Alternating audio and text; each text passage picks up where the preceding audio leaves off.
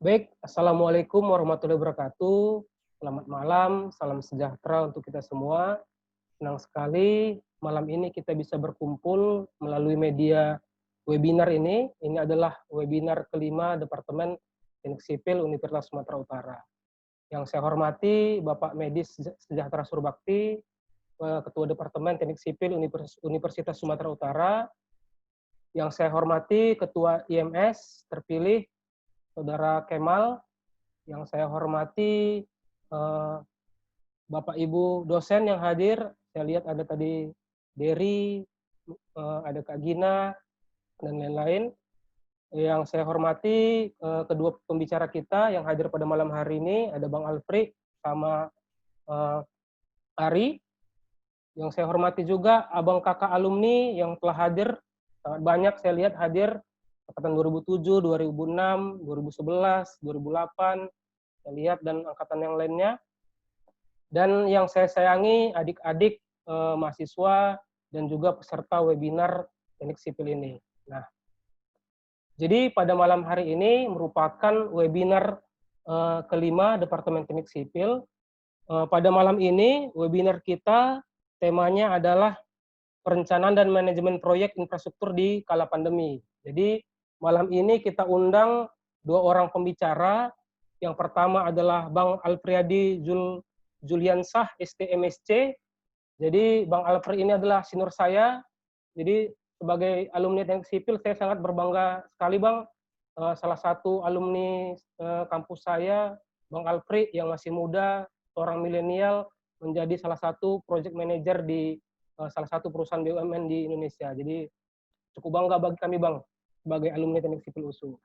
Yang kedua pembicaranya adalah Saudara Hari Putra Lubis. Nah, jadi Hari Putra Lubis ini adalah kawan saya, dulu sama-sama berjuang di Teknik Sipil USU. Nah, jadi saya sering manggil Lai sebenarnya ini sama Hari ini.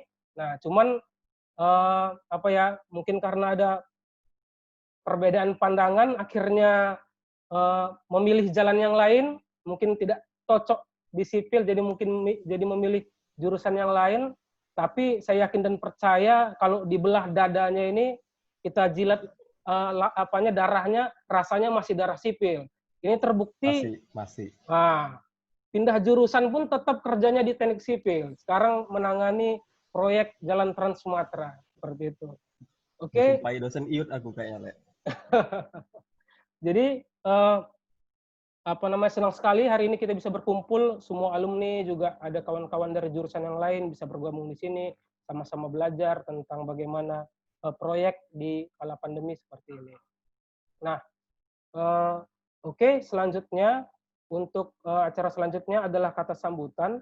Kata sambutan yang pertama oleh Bapak Ketua Departemen Teknik Sipil kepada Bapak Medis Sejahtera Surbakti. Saya persilahkan, Pak. Ya, terima kasih. Bisa dengar, Robi? Bisa, Pak.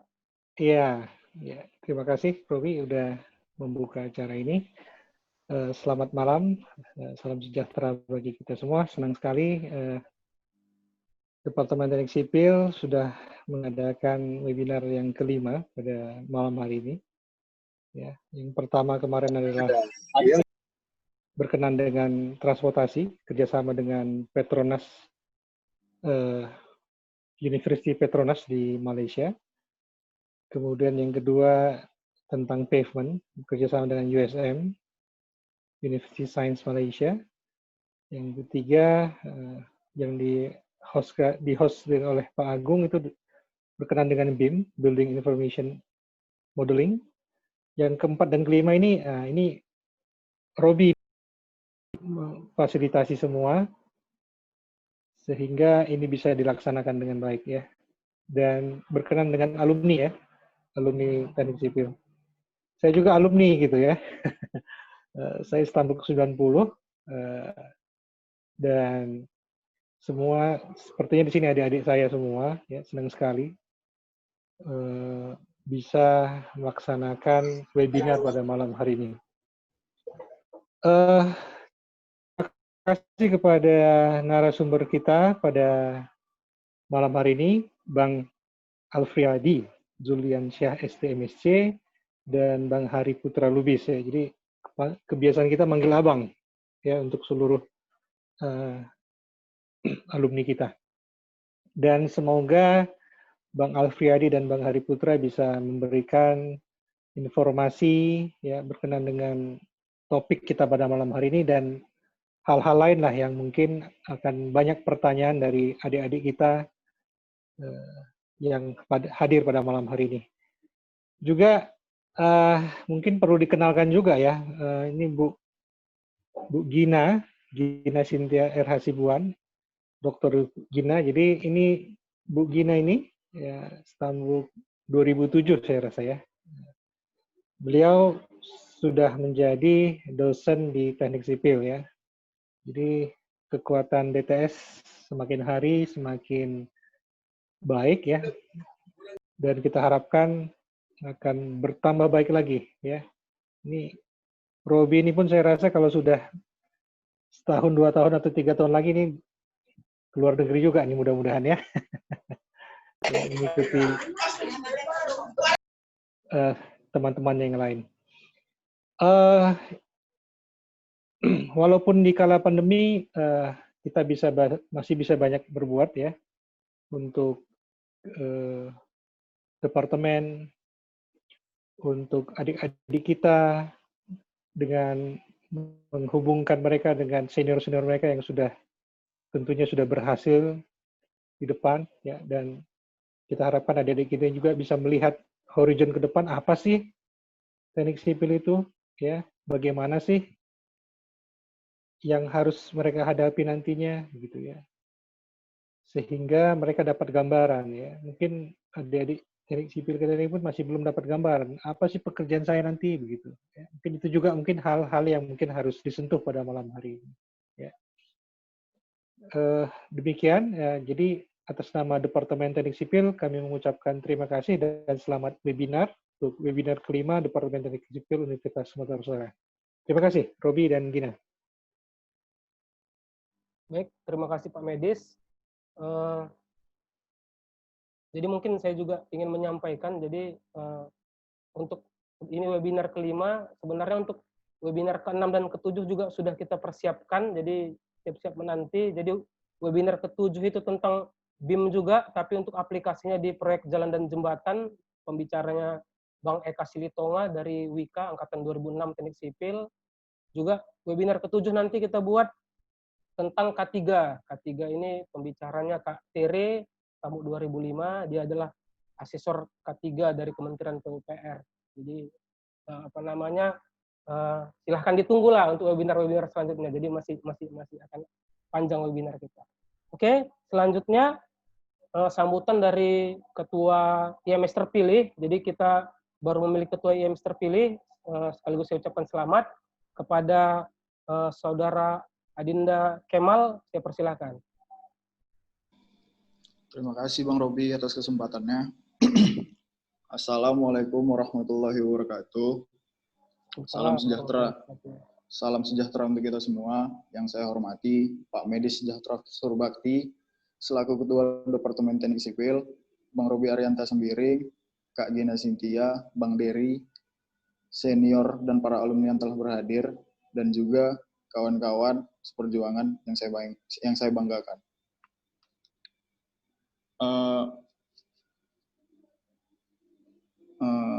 Pada kesempatan kali ini ada baiknya kita panjatkan puji syukur kita terhadap Tuhan Yang Maha Esa, karena atas nikmatnya kita masih bisa berkumpul di acara webinar 5 di Zoom kali ini. Nggak banyak yang bisa saya sampaikan. Saya harap webinar kali ini dapat memberikan manfaat bagi kita semua, menjadi referensi bagi abang-abang yang sudah bekerja, bagaimana bekerja dalam masa pandemi seperti ini, dan juga referensi bagi kawan-kawan yang lain, gimana sih nanti bakal kita menghadapi dunia pekerjaan itu.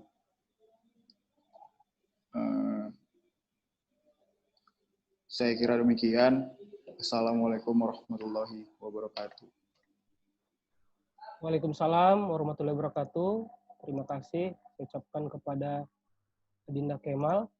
Nah, selanjutnya kita masuki ke acara diskusinya. Nah, diskusi kali ini akan dipandu oleh dosen baru kita ya, Kak Dr. Gina Cynthia Hasibuan, STMSC.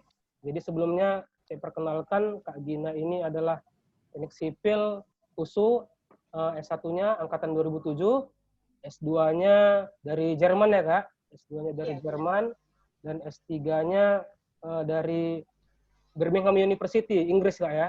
Iya. Dan kalau tidak salah S2, S3-nya juga semua beasiswa ya Kak, S3-nya beasiswa LPDP, S2-nya saya lupa beasiswa apa. Nah, jadi senang sekali kita hari ini dipandu oleh Kak Gina. Bisa dikatakan Kak Gina ini buah manis hasil perjuangan Kartini lah ya kan. Jadi mungkin inilah contoh hasil perjuangan Kartini dulu. Inilah salah satu buah manisnya Kak Gina ini seperti ini.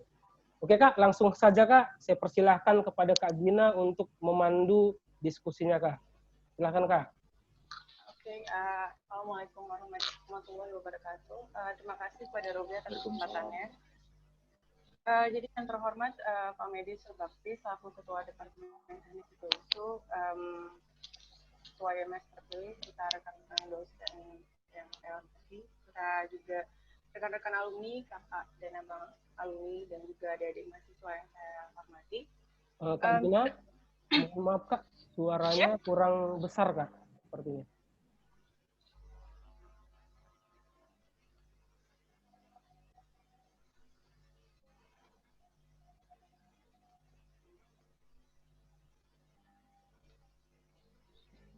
Udah bisa lebih besar lagi sekarang? Agak kurang sih, bisa sedikit lagi Kak.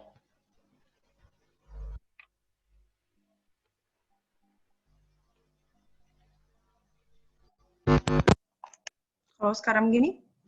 Mantap Kak, mantap. Oke. Jadi langsung saja ya, seperti kita ketahui COVID-19 ini itu memiliki dampak yang signifikan terhadap sektor konstruksi di Indonesia, khususnya pada pembangunan proyek infrastruktur yang ada di Indonesia. Jadi berdasarkan data dari Biro Komunikasi Publik Kementerian PUPR yang dirilis pada tanggal 22 April 2020 melalui websitenya di pu.go.id, itu terjadi realokasi dan refocusing kegiatan dan anggaran tahun 2020, di mana lebih dari 44,58 triliun rupiah dari total anggaran sebesar 120,2 triliun itu direalokasikan untuk percepatan penanganan COVID-19. Nah, ini sendiri berimplikasi kepada high probability untuk kegiatan konstruksi itu tertunda. Nah, jadi dari sini pada webinar kali ini kita akan mendengarkan presentasi dari dua narasumber dengan perspektif yang berbeda. Yang pertama dari Bang Alfriadi Zulyansyah, STMSC. Beliau akan memaparkan dari perspektifnya sebagai project manager, dan yang kedua dari Bang Hari Putra Lubis, satu angkatan di bawah saya itu, memaparkan dari perspektifnya sebagai Head of Investor Relation. Jadi, namun sebelum itu, saya akan sedikit memaparkan rekam jejak narasumber pertama, Bang Alfriadi Zulyansyah, STMSC, yang mana beliau ini lulusan teknik sipil USU seperti yang sudah dipaparkan oleh Robi sedikit tadi, satu angkatan dengan saya. Beliau lulus di tahun 2011, namun sebelum bergabung dengan Nindya Karya ini, beliau menjadi pengawas lapangan di Graha Mansion di Karya Bangun Sejahtera. Kemudian setelah beliau masuk di Nindya Karya, beliau ditempatkan menjadi staf produksi di pusat. Kemudian setelah itu beliau juga menjadi staf pengendalian dan produksi yang ada di wilayah 3 di Kalimantan. Kemudian setelah itu Bang Alfriadi ini juga menjadi Site Engineering Manager, menangani proyek PAM yang ada di Balikpapan di Kalimantan Timur. Lalu karena work performance-nya sangat baik, beliau juga mendapat beasiswa dari Kementerian PUPR untuk melaksanakan tugas belajar, mengambil S2 di University Nasional Malaysia di Johor Bahru dengan major Construction Contract Management selama setahun. Nah, setelah itu kembalinya dari Malaysia, beliau itu didapuk menjadi manajer proyek di pembangunan Politeknik Negeri Sambas yang ada di Kalimantan Barat. Lalu karir beliau lagi menjadi manajer pemasaran di wilayah 7 yang mencakup Bali, NTB, NTT, dan Timor Leste. Lalu di jabatan terakhir dari sejak Januari 2018 sampai sekarang, beliau adalah project manager yang menangani pembangunan bendungan TMF yang ada di Nusa Tenggara Barat. Jadi demikian preamble yang bisa saya sampaikan tentang rekam jejak Bang Alfriedi Zuliansyah STMSC ini sendiri. Jadi untuk mempersingkat waktu, kita serahkan kepada Bang Alfriedi Zuliansyah untuk bisa memaparkan presentasinya yang berjudul Project Management During COVID-19 Pandemic dengan case study-nya bendungan TMF di Nusa Tenggara Timur. Bang Alfriedi, waktu dan tempat kami persilahkan. Kak Gina, mungkin sebelum Bang Alfri presentasi bisa ingatkan Kak, kalau kita ada door prize juga Kak.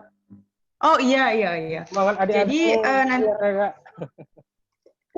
Jadi nanti di waktu setelah kedua narasumber ini selesai memaparkan presentasinya, jadi ada sesi tanya jawab untuk audiens itu bertanya apa tentang presentasi mereka, dan juga ada sesi door prize untuk 6 orang. Souvenir dari Inggris, karena saya juga baru pulang dari Inggris, dan juga buku terkait manajemen konstruksi. Jadi mohon diikutin acaranya sampai akhir ya. Terima kasih. Ya, mungkin saya menambahkan juga Kak, jadi nanti kalau ada yang ingin bertanya kepada pemateri bisa di chat di kolom komentar Kak ya. Oh iya, bisa, benar. Nanti saya masukin juga pengajuannya gimana formatnya. Terima kasih Kak. Iya, sama-sama. Jadi Robi bisa dipindah ke Bang Afri supaya Enggak, bisa langsung saja Kak di share screen. Oke, baik. Bisa share screen. Oke. Ya, terima kasih atas kesempatannya. Assalamualaikum warahmatullahi wabarakatuh. Selamat malam. Salam sejahtera untuk kita semua. Om Swastiastu. Yang saya hormati Bapak Medis Sejahtera Surbakti, Ketua Departemen Teknik Sipil Universitas Sumatera Utara. Yang kita banggakan Ketua IMS terpilih Adinda Kemal. Saya ucapkan selamat atas terpilihnya menjadi Ketua IMS. Semoga amanah dan bisa memajukan departemen kita. Selanjutnya yang saya banggakan seluruh alumni, alma mater, Teknik Sipil USU, dan para mahasiswa-mahasiswi yang pada kesempatan malam ini turut hadir di dalam room meeting ini. Terima kasih buat Kak Gina dan Bang Robi udah ajak kita jauh-jauh dari NTT untuk gabung di sini. Pada prinsipnya kita hanya di malam ini ingin sharing knowledge saja. Jadi mungkin materi kita juga nggak terlalu berat, tapi kita bisa sedikit memberikan gambaran yang nanti mungkin bisa menjadi bagian untuk diskusi kita di malam ini. Ini izin saya share screen ya. Mungkin udah bisa dilihat. Udah Bang, sudah. Atau belum? Udah ya, oke.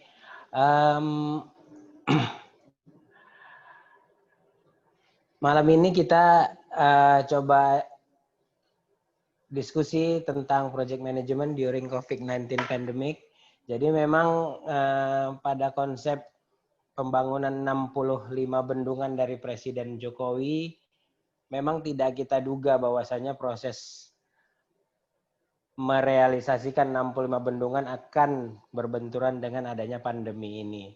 Namun yang jadi pertanyaan kita, apakah proyek ini kita hold dulu ataukah program 65 bendungan ini tetap kita upayakan dan bisa kita selesaikan sehingga bisa bermanfaat untuk masyarakat di Republik Indonesia mulai dari Sabang sampai Merauke.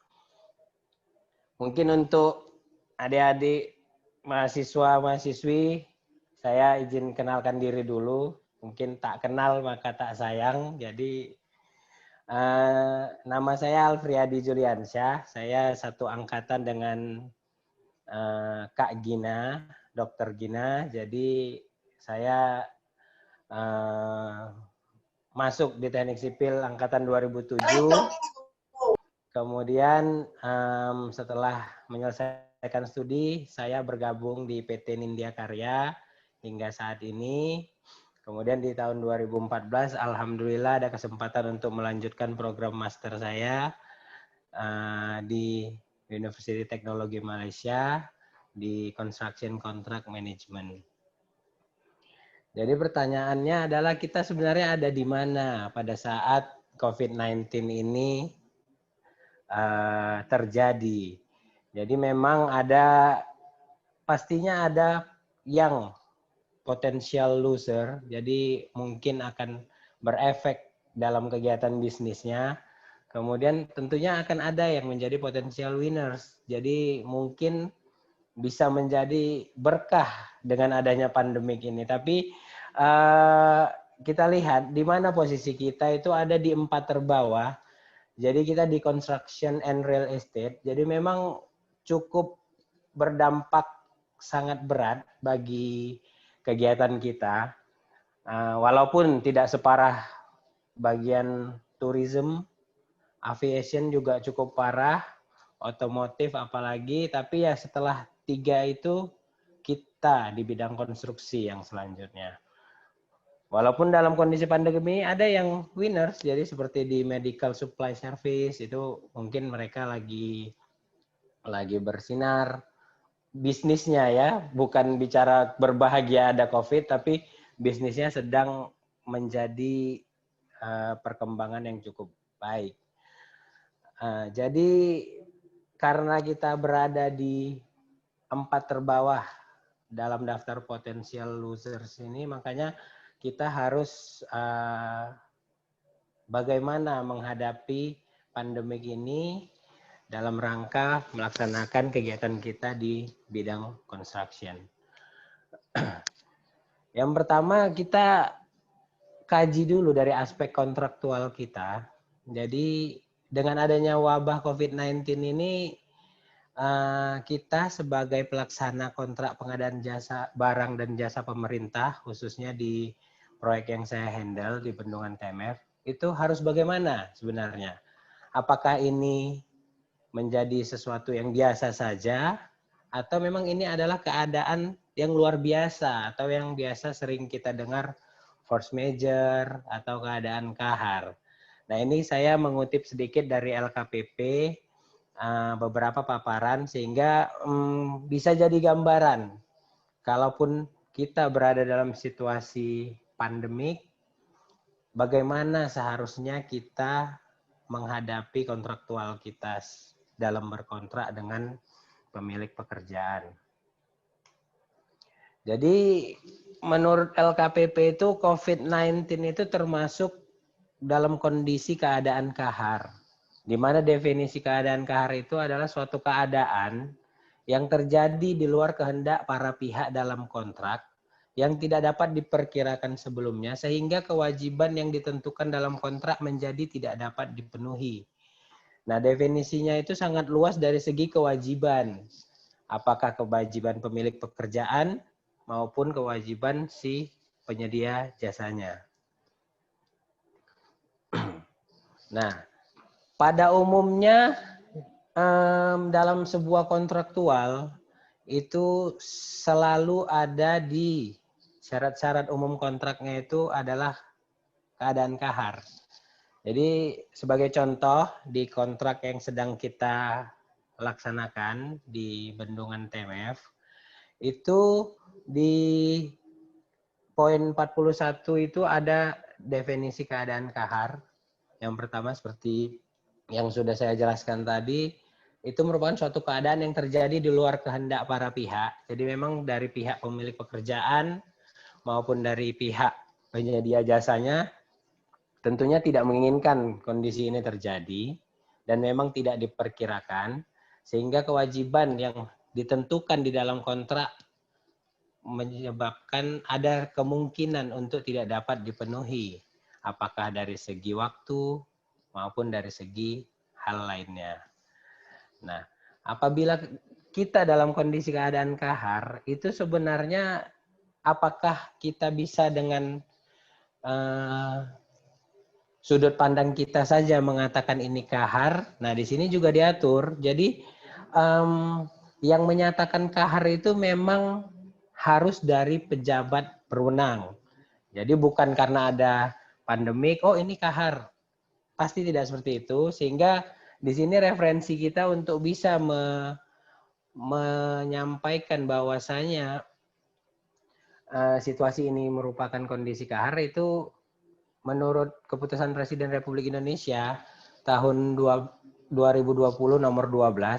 Di sana disampaikan bahwa penetapan bencana non alam penyebaran coronavirus disease 2019 atau COVID-19 sebagai bencana nasional. Nah, Kepres inilah yang menjadi latar belakang kita untuk menyatakan bahwasanya pelaksanaan kontrak kita pada saat ini sedang dalam kondisi yang luar biasa. Selanjutnya, kita juga harus paham bahwasanya ketika adanya situasi kahar ini, itu ada beberapa konsep. Ada beberapa yang menghentikan pekerjaan, ada yang menunda, bahkan ada yang tetap show must go on. Jadi memang proyeknya tetap diupayakan untuk terlaksana dengan baik seperti yang direncanakan di awal. Terutama untuk proyek-proyek strategis nasional yang menjadi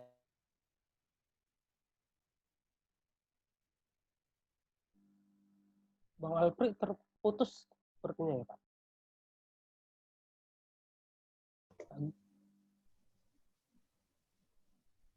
Sepertinya terputus koneksinya.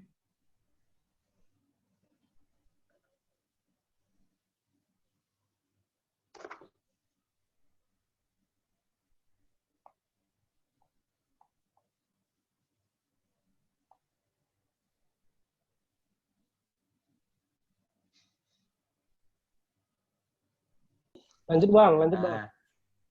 Ya, jadi dalam pilihan tindakan kahar itu ada 3. Yang pertama mungkin pekerjaan terus dilanjutkan. Lagi, Bang. Sorry? Bang Alfred mungkin bisa di-share screen lagi, Bang Alfred. Belum share screen ya, oke. Iya. Oke. Oke, Bang. Oke, jadi dalam pilihan tindakan dalam kondisi kahar, itu pada umumnya ada 3. Jadi memang pekerjaan dilanjutkan, kontrak dihentikan sementara, kemudian nanti akan dilanjutkan. Selanjutnya mungkin bisa juga dihentikan secara permanen. Nah, kita lihat dari yang terakhir dulu. Apakah mau kita hentikan secara permanen? Ini yang menjadi pertimbangan adalah pada prinsipnya Nindya Karya sebagai penyedia jasa konstruksinya itu adalah melakukan core bisnis di perusahaannya. Tentunya apabila kita menghentikan secara permanen, ini akan menjadi pertimbangan perusahaan. Bagaimana kelanjutan perkembangan perusahaan, bagaimana kelanjutan nasib para karyawan. Ini menjadi hal-hal yang sangat kita jadikan landasan untuk tidak menghentikan kontrak secara permanen karena memang kita harus menyelamatkan nasib perusahaan dan karyawan yang ada di perusahaan. Selanjutnya untuk dihentikan sementara, apakah ini yang paling ideal untuk perusahaan? Nah, ini kita kaji lagi. Bagaimana kondisi fixed cost kita pada saat kita harus menghentikan pekerjaan kita. Apakah itu menjadi hal-hal yang bisa kita klaimkan kepada pemilik pekerjaan atau memang kita berada di posisi yang pertama ini pekerjaan terus dilanjutkan dengan syarat-syarat tertentu. Syarat-syarat tertentu itu tentunya kita harus melaksanakan proyek ini tidak seperti biasa, harus kita laksanakan dengan protokol-protokol tertentu, dan yang paling utama kita harus tetap menjamin keselamatan para pihak yang berkontribusi dalam pelaksanaan pembangunan bendungan TMF ini. Nah, di sini yang menjadi pemikiran dari perusahaan, yang pertama, kita harus terus tumbuh. Dalam kondisi apapun, perusahaan tidak bisa stagnan, sehingga kita harus terus berpikir bagaimana tetap terjadi pertumbuhan di pendapatan usaha kita, yang biasanya mungkin lebih dikenal dengan omset. Kemudian bagaimana kita terus tumbuh dari segi laba kita, yang pada umumnya kita kenal dengan profit. Nah, kemudian kita juga harus mengkaji bagaimana efek arus kas kita, arus cash flow kita. Karena tadi seperti yang disampaikan Kak Gina, ada refocusing anggaran di tahun 2020. Nah, ini tentunya akan mengganggu poin 3, cash flow. Kemudian yang keempat, bagaimana kondisi total aset kita. Nah, ini yang menjadi performance atas sebuah corporate. Jadi memang kita harus terus berupaya untuk bisa memberikan nilai tumbuh dalam setiap tahunnya di tahun-tahun selanjutnya. Nah, jadi efeknya apa? Dampaknya apa?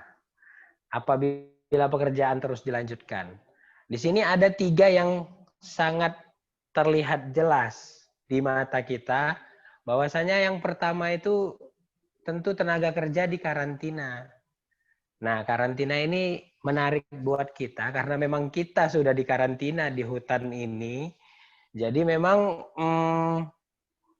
karantina yang disampaikan itu sebenarnya sudah kita terapkan di sini. Hanya saja kegiatan keluar masuknya nanti yang menjadi permasalahan.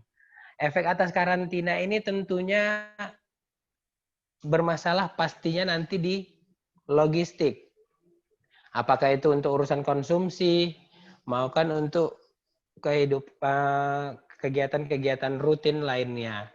Nah, ini perlu kita bikin suatu standar operating prosedur, siapa-siapa saja pihak yang berhak yang kita perbolehkan untuk meninggalkan lokasi pekerjaan, dan tentunya menjamin beliau berada di luar lokasi pekerjaan ini menjalankan protokol dengan baik. Sehingga pada saat beliau kembali ke lokasi, beliau harus kita screening lagi, sehingga tidak menjadi carrier atas wabah ini ke dalam lokasi kita. Selanjutnya, kita bicara pasokan material. Ini beresiko berhenti dan juga beresiko membawa sebagai carrier atas virus ini. Kenapa? Ya, sebagaimana kita tahu, aviation itu yang paling berdampak. Marin juga, transportasi laut juga berdampak. Sehingga untuk kita yang berada di pulau terluar Republik ini itu tentunya agak menjadi kesulitan untuk dalam hal ekspedisi untuk pengiriman material pendukung kita. Kebetulan kita sedikit diuntungkan karena memang kegiatan kita merupakan kegiatan bendungan, jadi mungkin hanya sedikit yang menggunakan bahan-bahan yang terfabrikasi yang harus kita lakukan pengiriman mungkin dari terdekat dari Surabaya atau dari Jakarta. Nah, ini kita harus mengatur bagaimana kita memproses pengiriman ini. Apakah kita harus berjoin dengan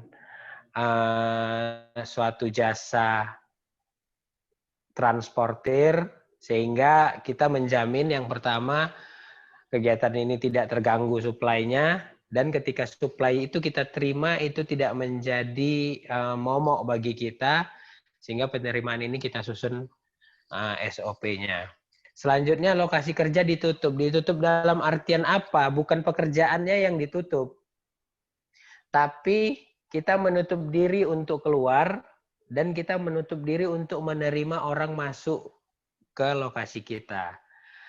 Kenapa seperti itu? Karena pada prinsipnya ketika wabah ini belum ada, kita clear di area kita, di zona isolasi kita.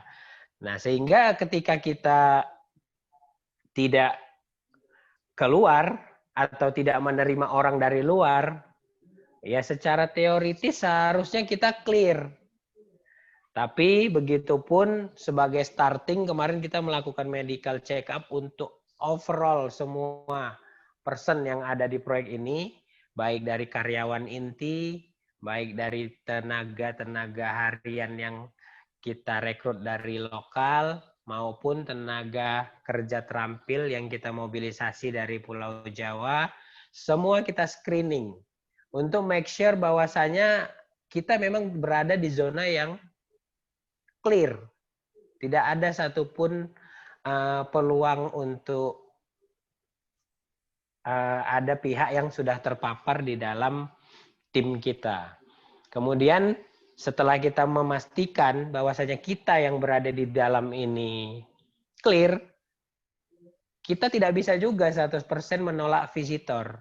Jadi memang beberapa walaupun sudah dikonsepkan dengan jalur online, tatap muka via online, dan lain sebagainya, monitoring via online, tapi tetap saja tamu yang hadir itu pasti saja ada. Nah, ini bagaimana kita menghadapinya?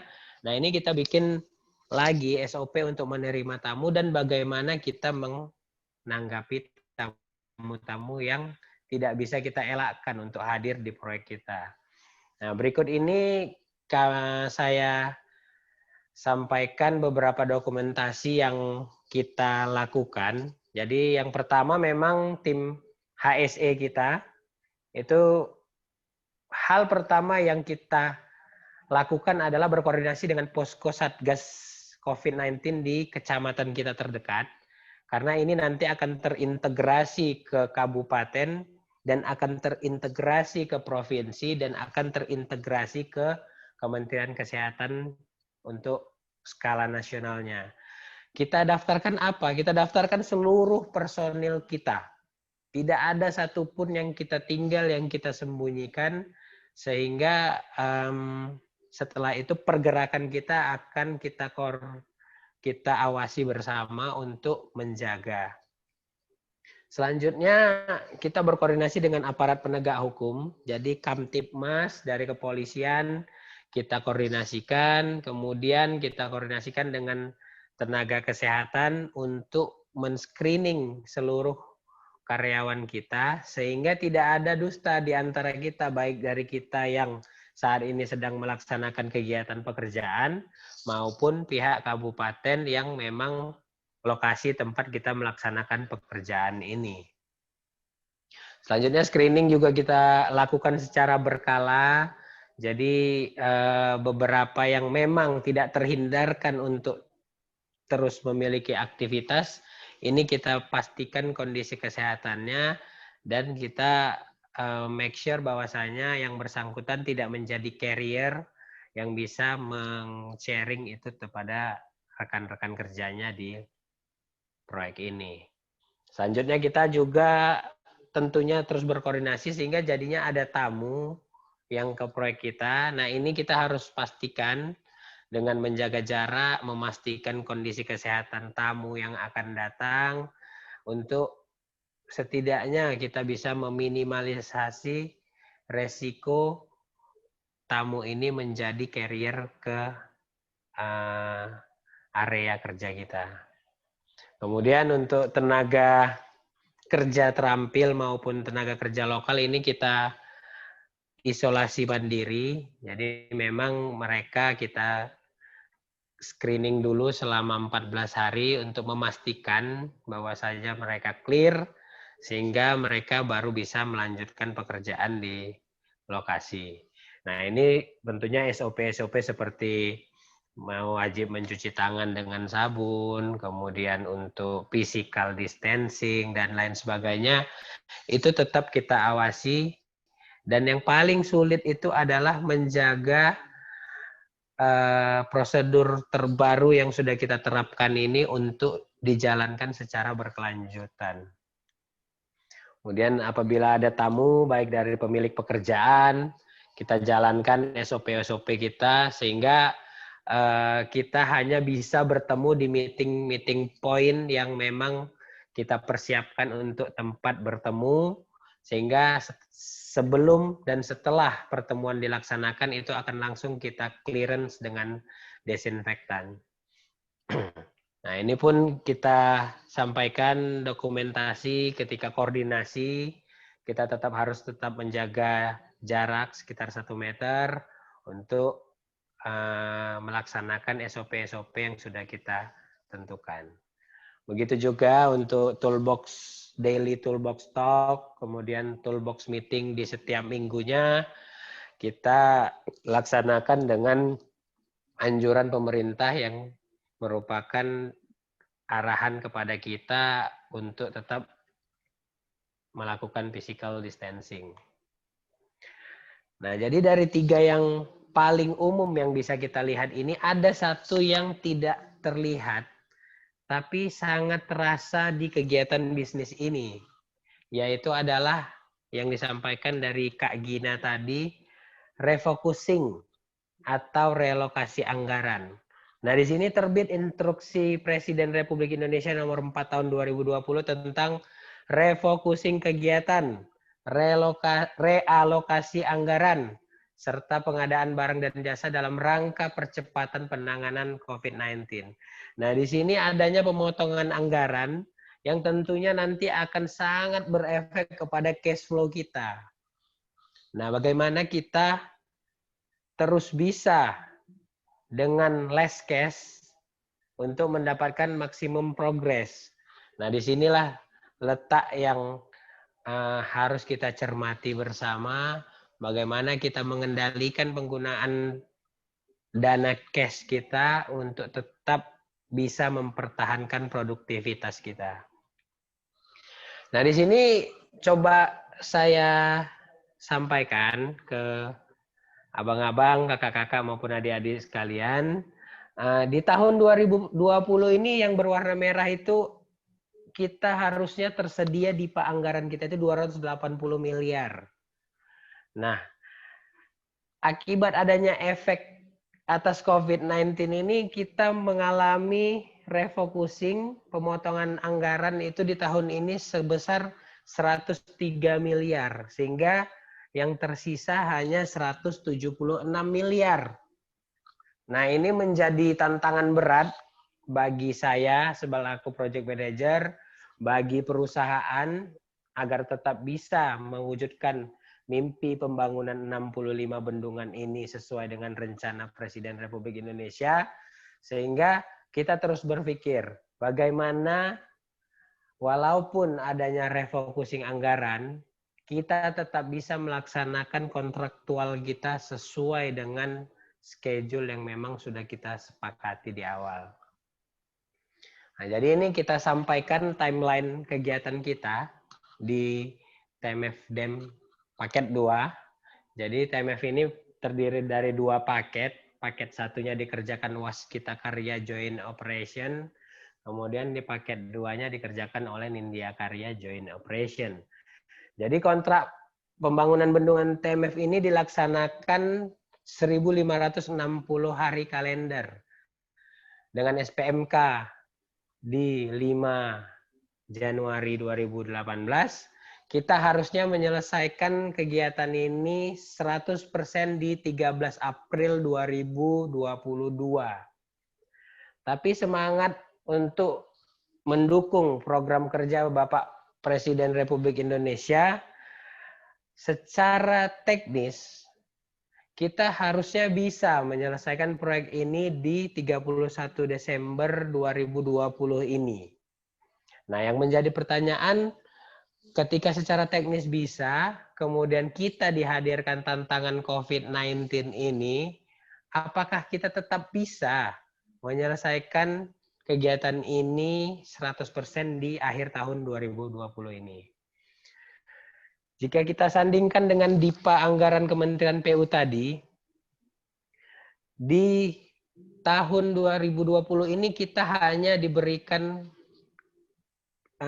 penerimaan inflow 56,65% dari kontrak kita. Otomatis apabila kita selesaikan 100% di akhir tahun ini, akan ada piutang perusahaan kepada negara sebesar 43,35%. Nah, ini yang menjadi tantangan. Kenapa? Karena tentunya kita akan menjadi kesulitan dari segi posisi cash flow kita. Jadi sampai dengan akhir tahun ini kita hanya bisa menerima inflow 298 miliar, namun kita menyelesaikan fisik pekerjaan kita itu sekitar nilai kontrak 527 miliar. Sehingga ada outstanding lagi 229 miliar yang menurut ketersediaan anggarannya itu baru bisa kita tagihkan di awal tahun depan. Nah, jadi apa yang menjadi solusi? Nah, memang kita dalam konsep pengadaan rekanan kita, baik dari supplier, baik dari human resource maupun dari subkontraktor kita. Nah, ini harus melalui proses supply chain management yang baik. Kenapa? Karena kita tahu posisi cash flow kita sedang berat, posisi dana kita sedang berat. Bagaimana kita bisa menghasilkan sebuah kontraktual yang tetap bisa berproduksi, namun bisa dengan cash seminimal mungkin. Nah, di sini kita lakukan analisis yang baik, kemudian kita lakukan tahapan schedule pengadaan logistik yang baik, kemudian waktu pengiriman yang baik, kemudian proses procurement-nya, karena di sana kita harus bersepakat kedua belah pihak bagaimana konsep sistem pembayaran. Kemudian kita harus bisa mengukur apakah ada efek terhadap profit kita menjalankan proyek ini karena adanya COVID-19 ini yang tentunya berefek terhadap bunga bank kita. Nah, di sini sistem manajemen supply chain kita itu biasanya untuk dua kategori. Yang pertama untuk suppliers. Jadi memang supplier-supplier kita akan ditunjuk melalui prosedur yang sudah diterapkan di perusahaan. Begitu juga dengan subcontractors kita. Jadi rekanan subkontraktor kita akan melalui proses procurement. Dan disinilah poin negosiasi kita. Apa yang perlu dinegosiasi? Yang pertama dengan metode pembayaran. Bagaimana? Bang Alfri, Ya. Waktunya 10 menit lagi ya. Cuman saya ingetin. Oke. Bagaimana metode pembayaran ini bisa kita kondisikan sebaik mungkin dan bagaimana kita bisa terbebani bunga dari pihak perbankan yang mendukung kita sehingga tidak terlalu mempengaruhi profit kita. Nah, di sini kita buat timeline-nya. Jadi timeline yang di atas itu kira-kira progres kita maupun progres rekanan kita. Sedangkan yang timeline di bawah ini adalah kontrak awal kita dengan rekanan-rekanan kita yang metode pembayarannya dilaksanakan secara reguler dalam kurun waktu 60 hari kalender.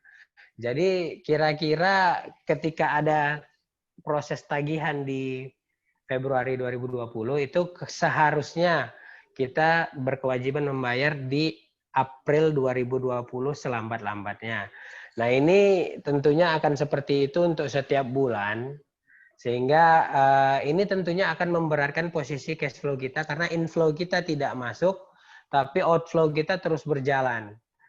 Nah, ini yang harus kita setting sebaik mungkin, kita tata sedemikian mungkin, dan tentunya bersepakat antara kedua belah pihak, sehingga kita merubah metode pembayaran kita dengan menggunakan fasilitas non-cash loan-nya perusahaan. Jadi non-cash loan ini adalah merupakan fasilitas pinjaman, tapi tidak dalam bentuk uang cash kepada perusahaan, tapi ditujukan langsung kepada rekanannya. Sehingga ketika ada progres yang ditagihkan rekanan kita di bulan Februari 2020 sebagai contoh, begitu juga di setiap 2 bulan berikutnya ketika ada progres, rekanan itu akan langsung menerima pembayaran mungkin sekitar 2 minggu setelah berkas invoice-nya lengkap. Jadi tidak ada yang tertunda, sehingga cash flow rekanan kita, baik supplier maupun subkontraktor kita, tetap terjaga, usaha mereka tetap berjalan sedemikian rupa, sehingga tentunya ini akan menstabilkan kondisi ekonomi di negara kita. Karena sebagaimana kita ketahui, salah satu efek yang paling kita khawatirkan adalah menurunnya demand kita atau kemampuan daya beli kita karena ketidakadaannya penerimaan atas keuangan kita. Nah, di sini pihak non cash loan, pihak perbankan yang memberikan non cash loan kepada kita tadi, jadi ketika ada informasi bahwasanya DIPA tersedia di tahun 2021, kita sudah memperkirakan selambat-lambatnya di bulan Januari akhir kita harus melakukan penarikan atas termin atas progres piutang kita yang lalu. Jadi berapapun DIPA yang tersedia di 2021, pada kesempatan pertama itu harus wajib kita serap dananya. Nah, sehingga pada saat katakan di bulan Juni tahun 2020 ada pencairan atas termin yang sudah diduluankan oleh pihak perbankan yang memberikan fasilitas non cash loan tadi, itu nanti akan jatuh tempo kepada Nindya Karya itu di 180 hari berikutnya. Sehingga Nindya Karya baru memerlukan uang cash atas progres yang sudah kita kerjakan di bulan Juni, itu di bulan Januari tahun 2021. Nah, di sana kita sudah menerima inflow dari pemberi pekerjaan, dari owner, sehingga kita akan bisa menata cash flow kita di bulan Januari. Begitu juga setiap 2 bulan berikutnya dan setiap adanya tagihan dari pihak rekanan kita. Jadi sebisa mungkin pada prinsipnya untuk menghadapi refocusing ini, kita bisa tidak untuk mempengaruhi produksi kita. Kita bisa tetap dengan produksi yang prima, kita bisa tetap mengejar percepatan kita, karena kita ketahui speed itu profit. Jadi percepatan yang kita lakukan tentunya akan memberikan penghematan anggaran terhadap fixed cost kita yang tentunya akan menjadi profit. Nah, di sini kita harus benar-benar menata kapan timeline kita harus mencairkan pembayaran atas pihak-pihak rekanan kita, sehingga pada saat nanti pihak perbankan yang memberikan fasilitas non cash loan tersebut bisa jatuh tempo di saat inflow kita dari Kementerian PU sudah kita terima. Jadi memang di sini nanti akan terbebani interest atau bunga. Nah, ini tentunya akan mempengaruhi profit kita, tapi itu kita counter dengan anggaran penghematan yang kita capai dari segi percepatan waktu pelaksanaan. Jadi memang dapat kita simpulkan yang pertama, strategi kita menangani COVID-19 pandemik ini ya memang kita harus tertib dengan protokol yang sudah kita terapkan, dan yang paling sulit adalah tetap terus tertib. Jangan kendur, harus tetap bisa melaksanakan apa yang sudah ditentukan sehingga tetap bisa menjaga kita bersama. Nah, ini yang pertama. Yang kedua tentunya kita harus pintar mengendalikan kondisi cash flow kita, sehingga bagaimana kita mencapai less cash with maximum progress. Jadi dengan uang cash yang sedikit, tapi tetap bisa memaksimalkan progres pekerjaan kita. Jadi di kesempatan malam hari ini mungkin ini yang bisa saya sharing dengan abang-abang, kakak-kakak, dan adik-adik sekalian. Nanti setelah ini mungkin ada waktu untuk diskusi. Mungkin juga ada masukan-masukan dari Bapak Ketua Departemen. Dari saya mungkin itu yang bisa saya sampaikan malam hari ini untuk kita semua. Akhir kata saya ucapkan terima kasih atas kesempatannya. Saya kembalikan lagi ke kakak moderator. Terima kasih. Oke, terima kasih kepada Bang Alfred yang sudah memberikan paparan presentasi yang sangat komprehensif ya tentang bagaimana strategi agar bisa tetap on schedule walaupun sudah ada refocusing anggaran, dan bagaimana dengan less cash itu bisa tetap dapat maximum profit. Jadi untuk yang mau bertanya, mohon diajukan lagi di kolom chat ya dengan format yang ada. Kita lanjut ke narasumber yang kedua, yaitu Bang Hari Putra Lubis. Bang Hari? Ya, halo Kak. Oke. Jadi Bang Hari Putra Lubis ini akan memaparkan dari perspektifnya sebagai Head of Investor Relations di PT Hutama Karya. Jadi saat ini beliau ini menjabat sebagai Investor Relations yang bertanggung jawab atas berbagai aktivitas dalam strategi Hutama Karya,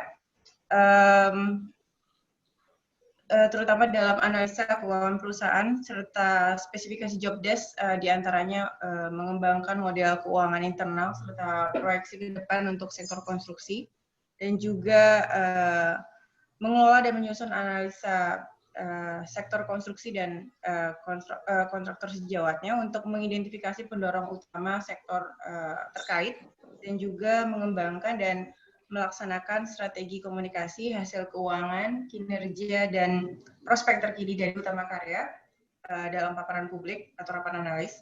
Jadi sedikit mengenai rekam jejak beliau. Beliau ini menangani proyek infrastruktur jalan tol.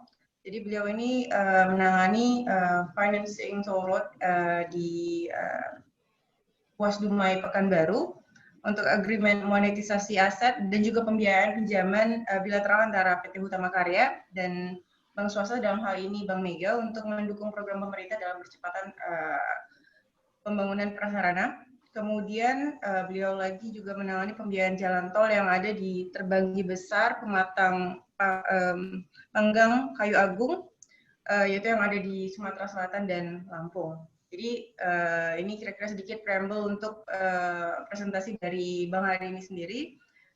Jadi untuk Bang Hari, waktu dan tempat kami persilahkan dengan judulnya Reassessing the New Norm of Infra Development in Sumatra in the First Half of 2020. Bang Hari bisa untuk share screen-nya. Oke, Assalamualaikum warahmatullahi wabarakatuh. Makasih banyak ya Kak Gina, Pak Medis, Bang Robi, dan juga teman-teman dari teknik sipil itu. Sebenarnya sih saya tuh di USU itu setahun setengah lah mungkin. Coba mungkin setengah jam lagi lah. Karena dulu aku sama Bang Robi tuh kita sering makan di Mustek ya Bang ya, di ini tempat Pak Udin ya, di musola apa namanya USU. Jadi di situ dulu banyak diskusi. Tapi ya nggak tau lah, mungkin karena dulu pengen aja waktu itu merantau ya. Jadi waktu itu habis dari USU, kebetulan alhamdulillah keterima di salah satu perguruan tinggi di di Jakarta, di STAN waktu itu. Habis itu sempat mendalami akuntansi, kemudian saya lanjut lagi ke salah satu perguruan tinggi swasta, namanya Universitas Tamrin. Itu saya dalam capital market. Kemudian saya sempat juga kerja di salah satu perusahaan aset manajemen, kelola reksadana dan juga obligasi pemerintah. Kemudian tahun 2019 saya pindah ke Hutama Karya. Ini screen saya udah kelihatan ya, Bapak dan Ibu ya? Sudah Bang Hari. Ya, ini kita mulai aja perkenalan dulu. Ini singkat aja.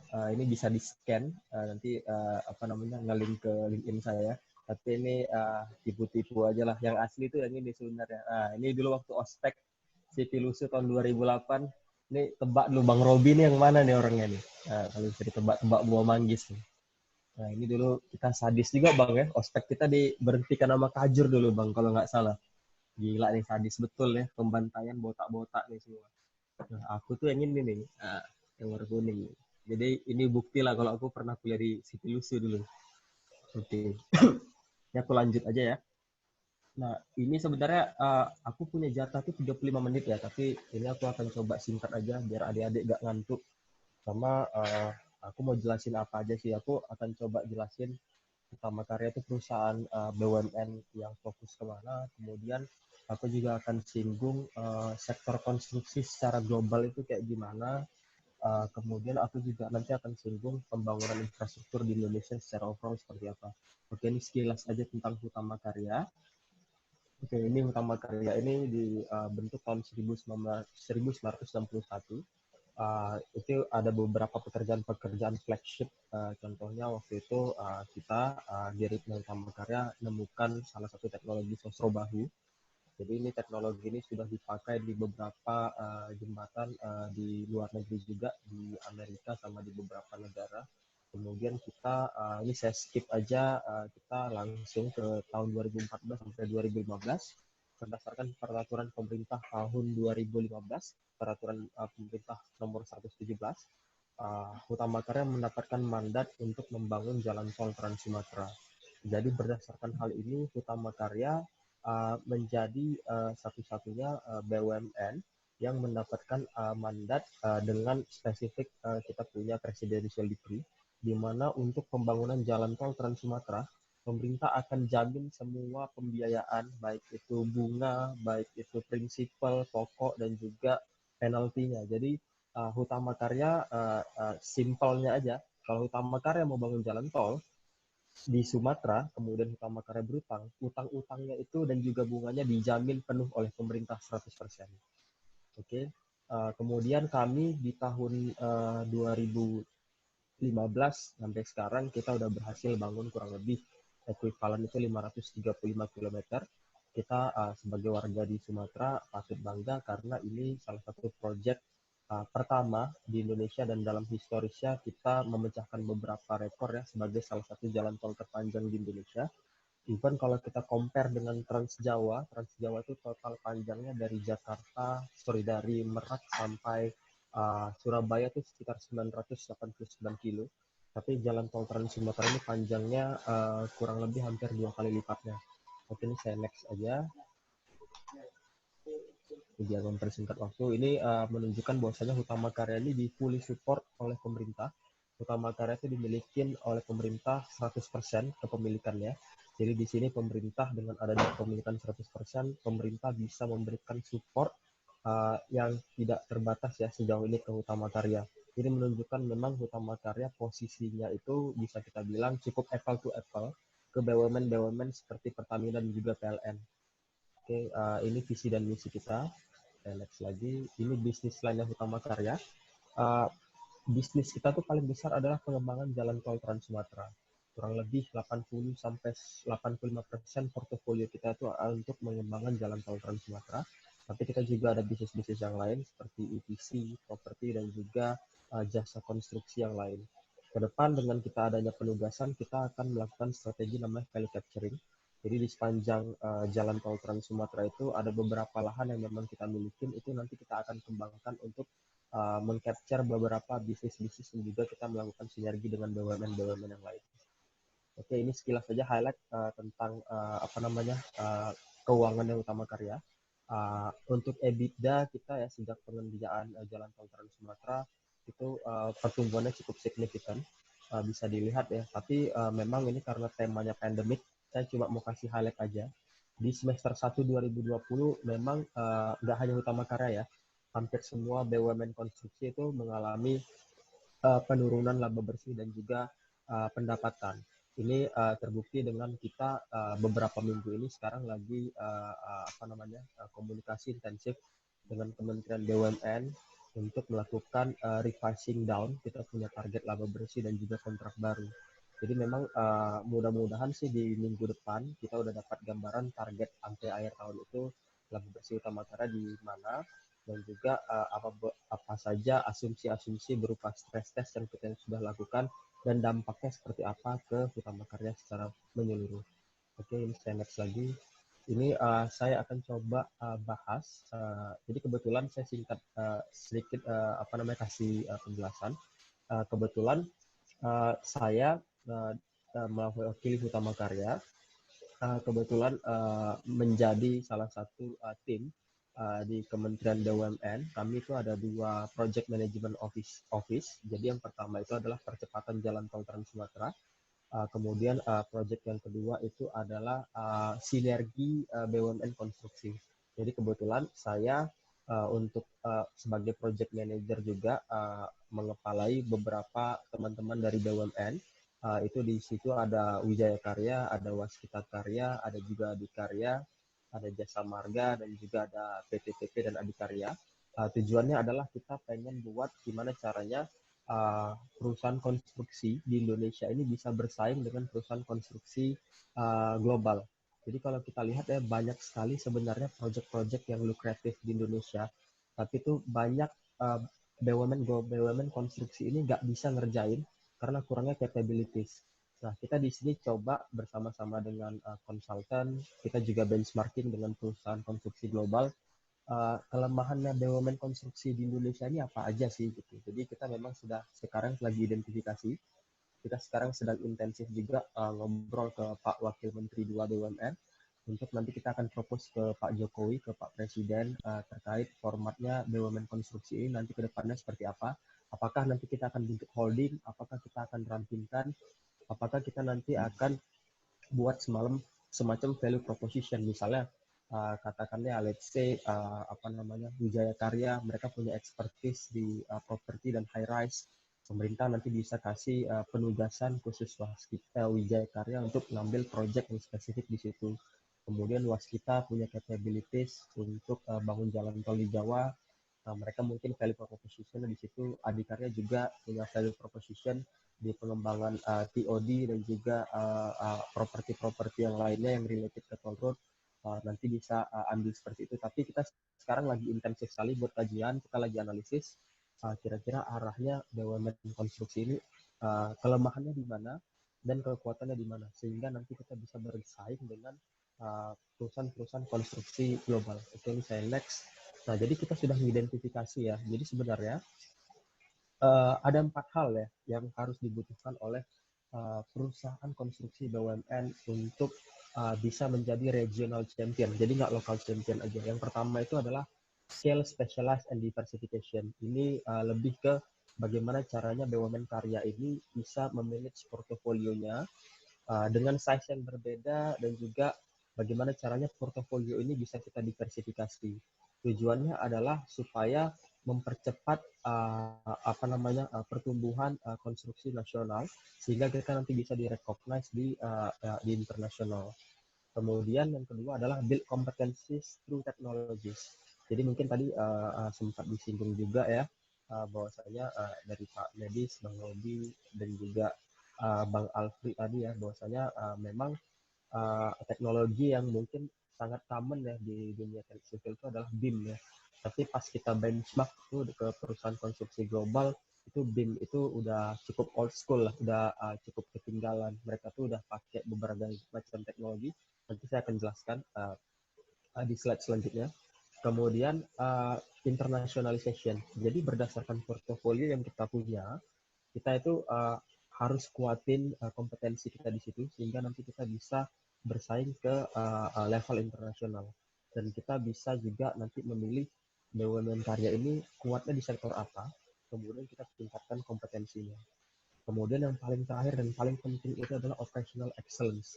Jadi project management itu setelah kita analisis ya, kita sempat beberapa kali diskusi dengan Kementerian PUPR, dengan Kementerian BUMN, itu banyak sekali sebenarnya project yang mengalami cost overrun dan juga schedule overrun. Jadi misalnya banyak itu BUMN karya kalau sekarang ya, itu ngerjain project besar, tapi dia itu kurang dalam menganalisis kekuatan cash flow dia itu seberapa gede sih. Artinya dia kerjain aja nih, berani mati, ngerjain, katakanlah dikasih project 10 triliun dia ambil. Tapi dia nggak tahu sebenarnya dengan ngambil project ini, dia sedang pelan-pelan bunuh diri. Nah ini sekarang yang sebenarnya kita sedang identifikasi. Karena BUMN karya ini kan listed ya di Bursa Efek. Jadi artinya banyak investor yang punya sahamnya BUMN ini.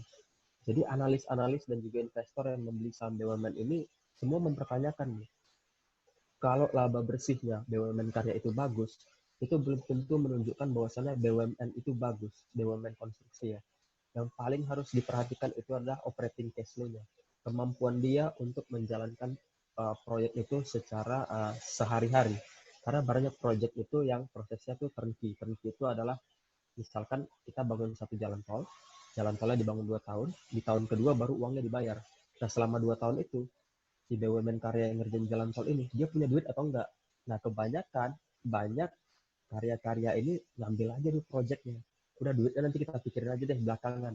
Nah ini yang di mata investor itu kurang bagus ya pengelolaannya. Jadi ini sebenarnya yang harus kita mitigasi, gimana caranya nanti kita buat satu project manajemen dan juga cost disiplin yang jelas, sehingga nanti risk manajemennya itu bisa terukur dan kita nanti bisa memproyeksi kalau kita ngambil project ini, BUMN karya ini ada duit, bisa menghasilkan revenue, perusahaannya bagus, dan pelan-pelan meningkatkan capabilities dan bisa go internasional. Oke, jadi kita kerjasama dengan Boston Consulting Group, salah satu konsultan asing yang memang punya expertise untuk kaji beberapa proyek-proyek infrastruktur global. Jadi ini ada beberapa gambaran future of construction itu seperti apa sih. Jadi memang di sini kan ada BIM tuh nomor 10 ya, tapi di sisi yang lain tuh banyak poin-poin itu yang BUMN konstruksi ini masih belum adapt this kind of technology.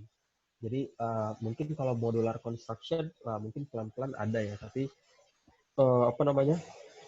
arahnya akan kemana, seberapa efisien, kemudian benchmarkingnya kemana itu belum banyak yang menggunakan. Kemudian kayak nanti ke depannya kita melihat banyak sekali perusahaan konstruksi ini untuk menghemat cost bisa menggunakan teknologi augmented reality and virtualization. Kemudian juga pastinya memanfaatkan big data. Kenapa big data ini penting? Karena menurut kita dengan adanya kolektabilitas data yang baik, ini akan menjadi dasar bagi BUMN karya ataupun siapapun perusahaannya ya untuk memanfaatkan kondisi di mana kita bisa menganalisis nih, kalau cost kita tahun ini terlalu gede, tahun depan kita bisa menganalisis lagi nih. Gimana caranya kita bisa cost efisiensi, gimana caranya bisa lebih murah, dan gimana caranya bangunan ini tetap bisa berdiri kokoh tanpa kita harus maintain keluarin cost gila-gilaan. Jadi banyak sekali sih sebenarnya konsep yang sebenarnya belum kita adopsi di Indonesia ya, perusahaan konstruksi, yang padahal itu sendiri bisa menghemat biaya, menghemat waktu, bangunannya terbangun dengan kualitas yang cukup baik, dan juga long lasting, artinya nggak akan banyak operational and then maintenance cost yang keluar di situ. Oke, ini sedikit juga terakhir terkait global construction benchmarking. Jadi sebenarnya kalau dibilang ya, BUMN karya itu ada di level mana sih? Ini ada 4 level ya. Ada pengerjaan civil engineering, kemudian industrial and complex transport, proses industries and refineries, kemudian yang terakhir yang paling kompleks itu energi. Jadi kita tuh sebenarnya masih berkutat di level 1 dan level 2 ya. Jadi sebenarnya tuh kalau kita lihat capabilities kita itu ada, tapi memang human resources-nya tuh nggak banyak. Jadi ini sebagai gambaran aja ke adik-adik teknik sipil. Jadi kedepannya tantangan itu sangat beragam, dan kemudian dunia teknik sipil ini akan berkembang sangat signifikan. Jadi jangan berpikir bahwasanya orang teknik sipil itu cuma bangun jalan, bangun jembatan, bangun proyek-proyek yang kecil-kecil doang.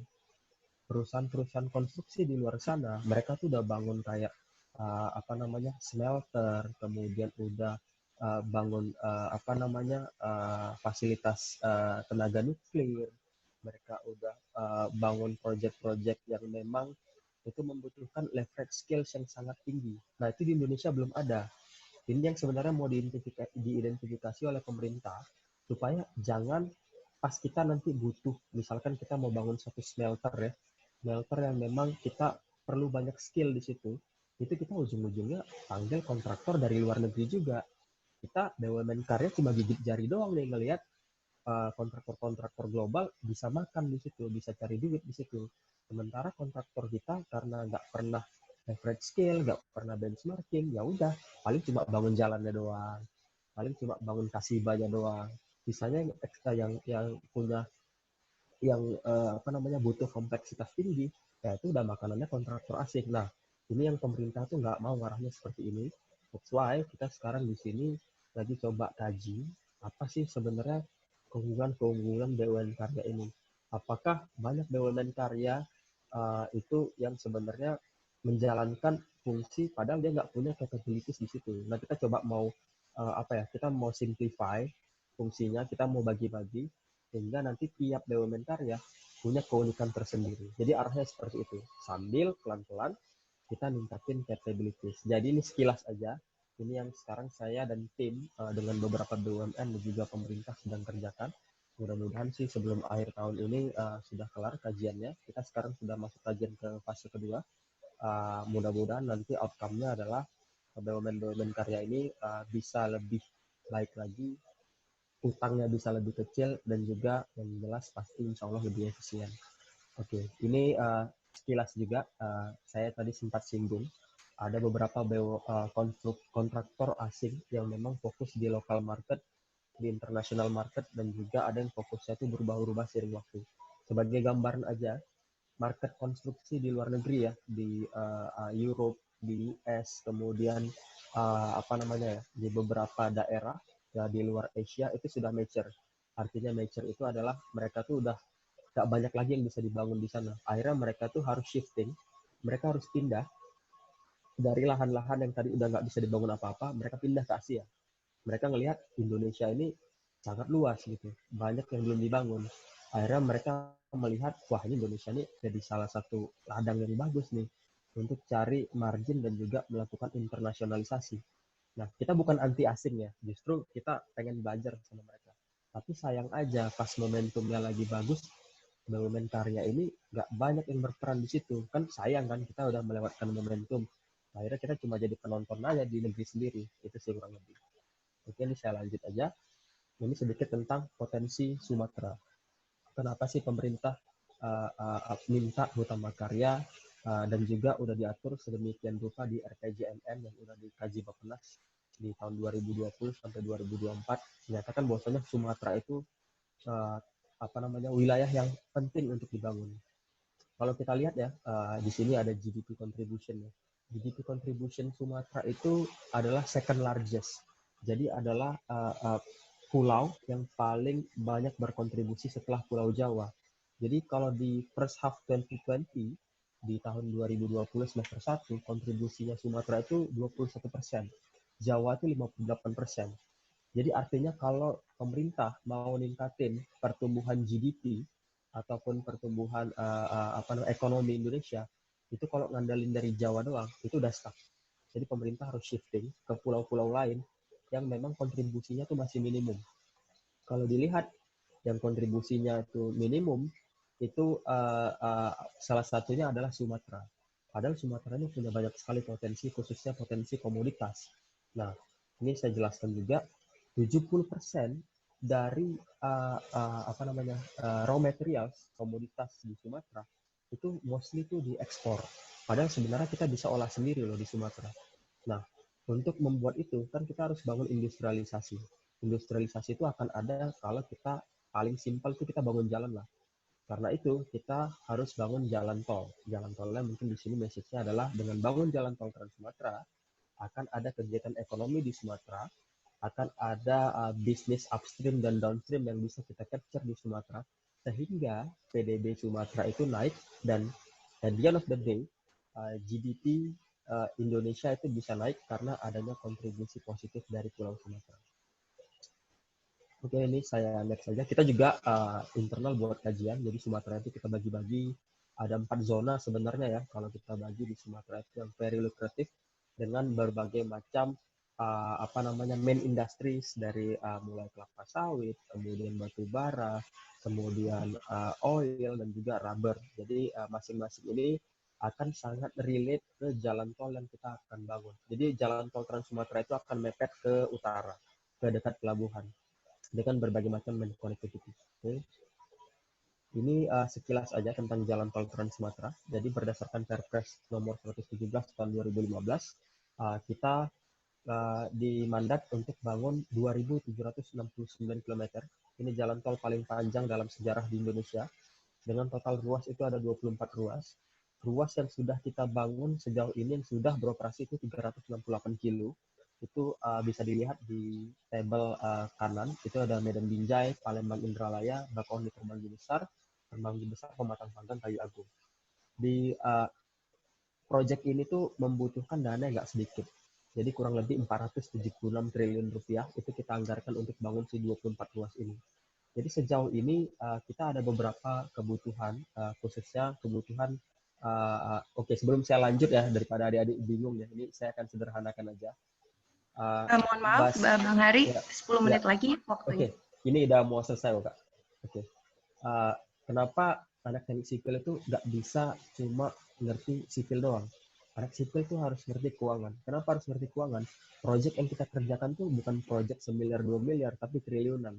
Jadi untuk memanage cost yang nggak kecil ini, kita dibutuhkan juga teman-teman sipil tuh untuk mau nggak mau harus ngerti keuangan. Jadi di sini saya kasih gambaran aja, dari 476 triliun yang dibutuhkan, kita tuh baru terpenuhi 89 triliun.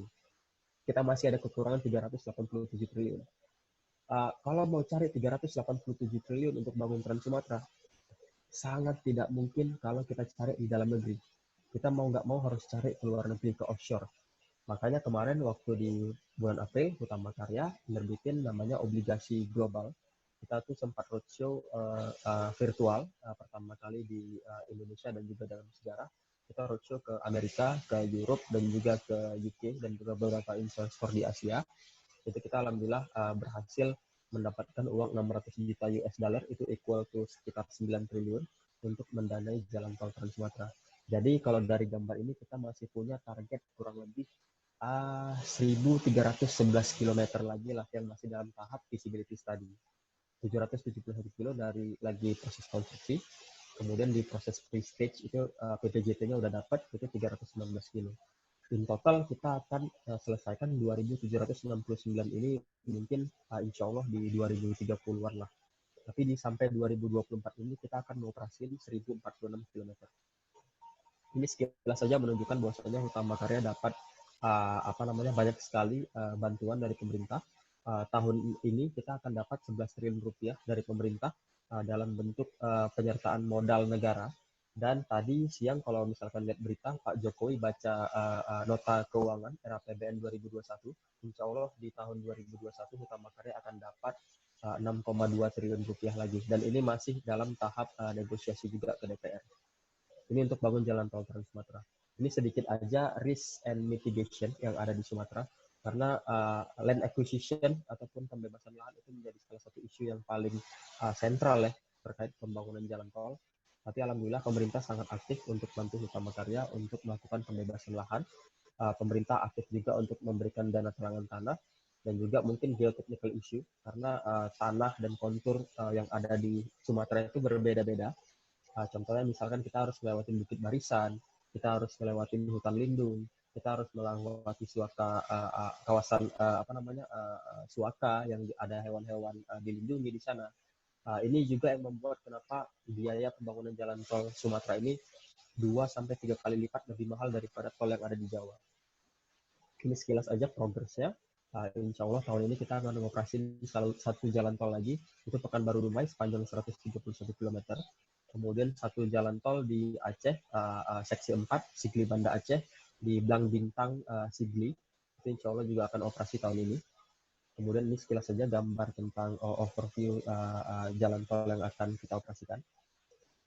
Ini sekilas aja tentang credit rating. Jadi Hutama Karya sebelum menerbitkan obligasi pasti harus di rating. Di rating ini artinya orang harus tahu, investor global harus tahu bahwasanya Hutama Karya ini adalah perusahaan yang bagus. Hutama Karya menjadi satu-satunya BUMN konstruksi yang mendapatkan peringkat investment grade ataupun layak investasi. Dibandingkan dengan BUMN konstruksi yang lain, alhamdulillah karena adanya support dari pemerintah. Kemudian ini sekilas saja tentang transaksi yang sudah kita terbitkan untuk membangun jalan tol Trans Sumatera. alhamdulillah investor global itu sangat berminat untuk membiayai jalan tol Trans Sumatera. Terbukti kita 5,8 kali dari target yang kita capai. Target kita 600 juta, tapi minat yang masuk itu sampai 3 miliar US dollar. Ini sekilas aja, dan kemudian ini sekilas ini yang sudah saya sempat sampaikan. Pemerintah akan memberikan jaminan penuh ke Hutama Karya selama uang yang kita gunakan untuk membiayai jalan tol Trans Sumatera. Ini sekilas aja gambaran apa yang kita lakukan di pandemik. Kita setiap hari menyemprotkan disinfektan, kita juga aktif ya melakukan swab test ke teman-teman yang ada di lapangan. Alhamdulillah memang ada beberapa yang terkena COVID-19, tapi alhamdulillah Hutama Karya sangat peduli dengan karyawannya. Kita langsung karantina, nggak hanya pegawainya tapi juga keluarganya kalau memang terjangkit, dan alhamdulillah beberapa pegawai kita yang terjangkit itu lebih dari 50% sudah kembali pulih. Dan satu hal lagi sih yang mau kita sampaikan sebelum saya akhiri ya, ini sebenarnya udah selesai, tapi ada pertanyaan memang ya dari analis dan juga investor dan juga mungkin teman-teman, kalau lagi pandemik gini proyek itu tetap jalan atau enggak sih? Kita bisa bilang karena jalan tol Trans Sumatera adalah proyek strategis nasional, ada salah satu keputusan dari Kementerian PUPR nomor 2 tahun 2020 kalau saya nggak salah, itu mengatur protokol COVID-19, bagaimana caranya proyek strategis nasional ini tetap jalan tapi tetap mematuhi protokol COVID-19. Berdasarkan hal ini, kami sangat optimis jalan tol yang kami targetkan tahun ini bisa terbangun, dan insya Allah satu ruas Pekanbaru Dumai akan bisa beroperasi insya Allah di kuartal 4 tahun ini. Gitu aja dari saya, abang dan kakak. Selanjutnya saya kembalikan ke Kak Gina dan tim. Assalamualaikum warahmatullahi wabarakatuh.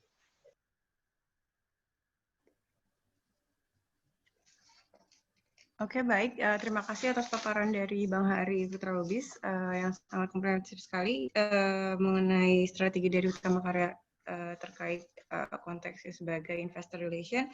Kita sekarang masuk ke sesi tanya jawab. Jadi banyak sekali ini pertanyaan yang sudah ada di kolom chat. Cuman karena untuk waktu yang juga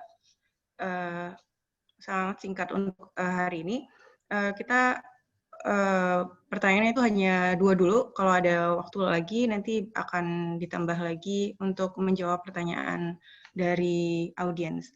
Jadi kita buka pertama pertanyaan untuk Bang Alfri. Ya, siap Bu. Kak Gina. Jadi ada 2 pertanyaan. Pertama ya dari Bang Gufran.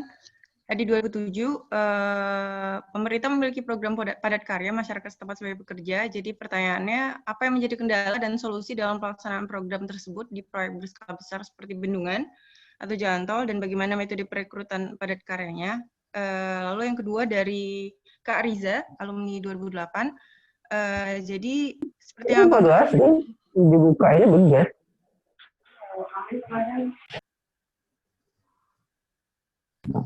Ya, lanjut Bu. Iya.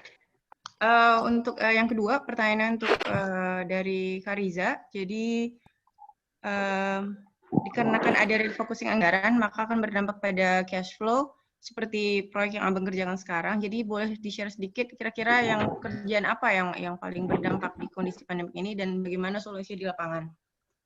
Jadi itu aja. Jadi dan untuk Bang Hari, 2 pertanyaan pertama ini dari Hilda di angkatan 2016. Selama pandemi dan pasca pandemi ini bagaimana proses rekrutmen BUMN khususnya di bidang konstruksi untuk posisi manajemen trainee untuk fresh graduate, apakah berdampak pada rekrutmen bank? Dan yang kedua dari Kak Riza juga alumni 2008. Ini pertanyaan untuk kedua narasumber. Boleh di-share nih bagaimana tips-tipsnya untuk sampai di posisi abang-abang yang sekarang ini. Jadi kira-kira kekuatan apa yang paling utama yang harus dimiliki, dan bagaimana saran-saran Abang sendiri yang harus dipersiapkan untuk adik-adik mahasiswa ini supaya bisa supaya bisa di posisi abang-abang sekalian. Dan untuk Bang Hari khususnya, tahun ini fixnya tol Sumatera selesai kapan Bang? Kira-kira mundur nggak Bang karena ada pandemik ini? Terima kasih dari Kak Riza. Jadi kami persilakan siapa duluan yang mau menjawab? Mungkin dari narasumber pertama. Oke, makasih kesempatannya Kak Gina. Untuk Bang Gufran Hadi, Stambo 2007, wah satu angkatan nih. Posisi di Aceh. Untuk kendala sebenarnya terkait program padat karya karena memang kegiatan kita ini bendungan dan memang padat alat. Jadi memang ada beberapa pekerjaan minor yang bisa kita sharing ke program padat karya. Karena kita ketahui efek pandemi banyak yang kehilangan pekerjaan. Nah, kita membuka diri seluas-luasnya untuk teman-teman yang berefek pekerjaannya untuk bisa berpartisipasi dalam program padat karya ini. Solusinya karena ada kendala itu terkait keterampilan. Jadi memang untuk mendapatkan tenaga yang terampil karena memang basicnya beberapa mungkin tidak dari sektor konstruksi, jadi mungkin level keterampilannya minor, sehingga kita solusinya memilihkan pekerjaan yang memang tidak memerlukan keterampilan khusus, sehingga kita bisa mengakomodir kepentingan mereka dan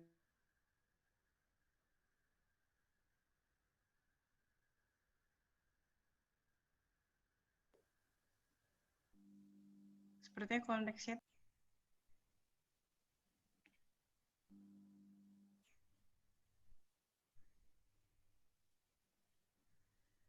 Bisa diarahkan Kak ke Bang Hari Kak supaya menjawab Bang pertanyaan. Hari bisa diambil alih untuk menjawab pertanyaan pertama karena mungkin Bang Aprilnya sendiri koneksinya lagi terputus. Oh ya, ini Bang Alfred udah masuk lagi nih, Kak. Oh, udah masuk lagi. sorry ya. Ya, nggak apa-apa. Ya, jadi untuk solusinya kita pilihkan pekerjaan yang memang nggak menggunakan keterampilan khusus Bang Gufran sehingga tetap kita bisa akomodir pihak-pihak yang memang kena efek atas pandemi ini. Kemudian untuk Kak Riza Siregar 2008 mungkin sekarang lagi di Birmingham, nggak tahu kita nih di sana jam berapa. Problemnya itu terkait dengan itu. Jadi sebagai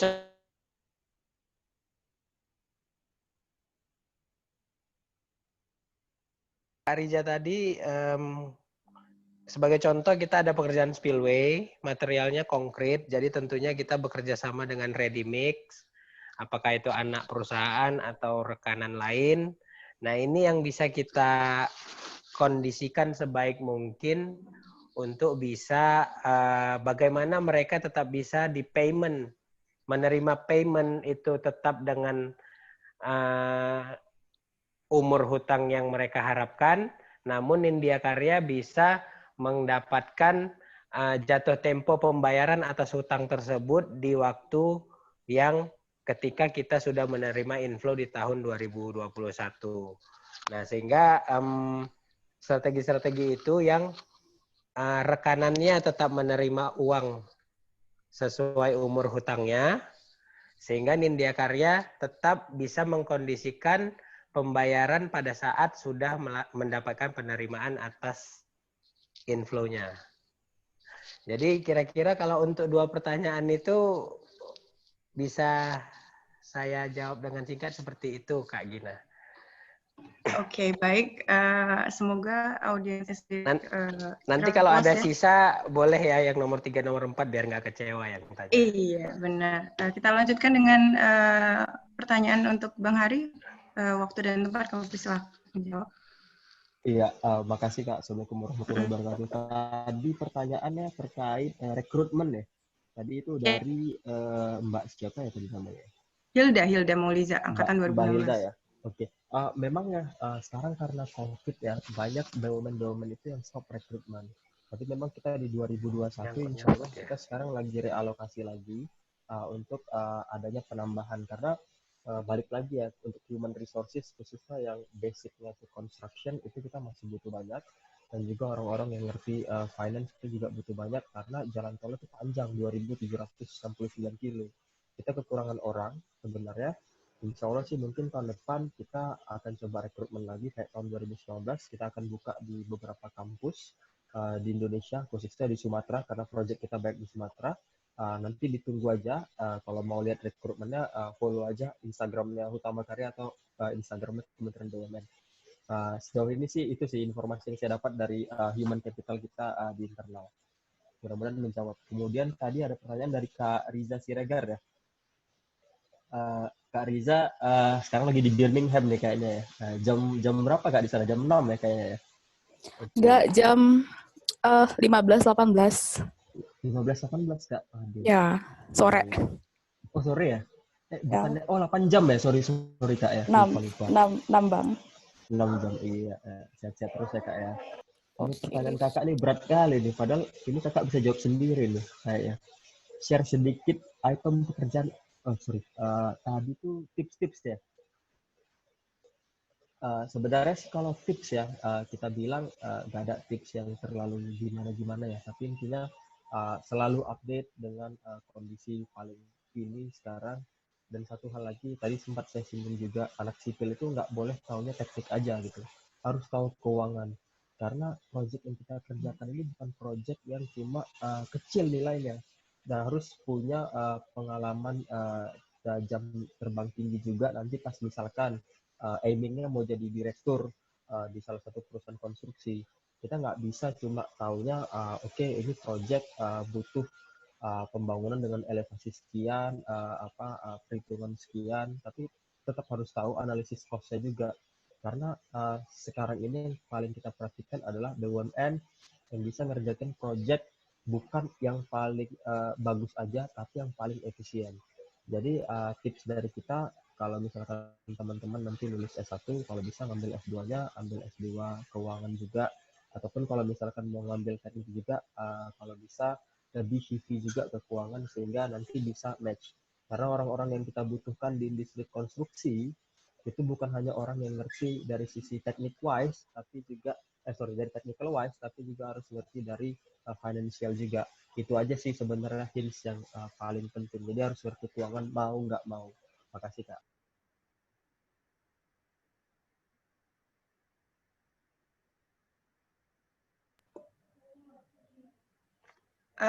Untuk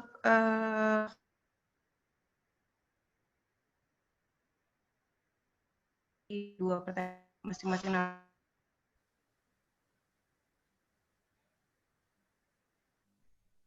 Pak Host bagaimana? Gimana Kak? Sorry, suara kurang kedengaran tadi. Masuk atau enggak dua ke sesi door prize? Ini waktunya masih memungkinkan atau sekarang 21.20? Mungkin dijawab aja lagi Kak pertanyaannya Kak. Gas terus Dua aja. pertanyaan. Iya, bisa 2 atau 3 pertanyaan per. Mungkin kayaknya kira-kira satu pembicara berapa pertanyaan itu Kak? 3 atau 4? Ini banyak sekali yang masuk, tapi untuk masing-masing narasumber, jadi nggak malam banget untuk ini webinar. Jadi karena ya, mungkin 2 tergantung dari dua pertanyaan lagi lah Kak masing-masing pembicara. Oke, jadi narasumber yang pertama tambahan lagi dari untuk Bang Afri ini dari Boris Yeltsin alumni dulu. Dengan adanya pengurangan anggaran dalam proyek Abang, bagaimana dengan kesejahteraan karyawan dan kontraktor serta subkontraktornya Bang? Jadi boleh sedikit di-share kondisi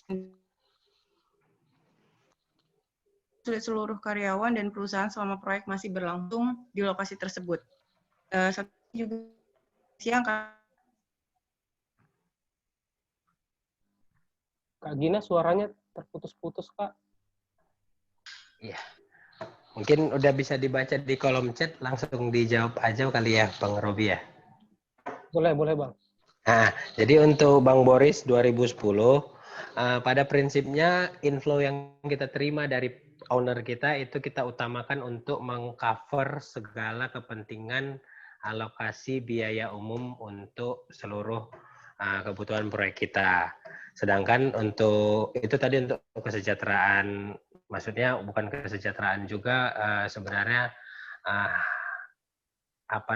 kebutuhan anggaran umumnya. Kemudian untuk subkontraktor, itu tadi mereka akan tetap bisa menerima inflow-nya sesuai dengan yang mereka harapkan karena kita ada fasilitas non cash loan tadi. Sehingga mereka bisa tetap menerima dengan umur hutang yang tidak terlalu lama dan Nindya Karya bisa punya waktu yang cukup panjang untuk menunggu inflow sehingga bisa melakukan pembayaran pada saat inflow-nya diterima. Untuk Pemda, apakah ada hambatan?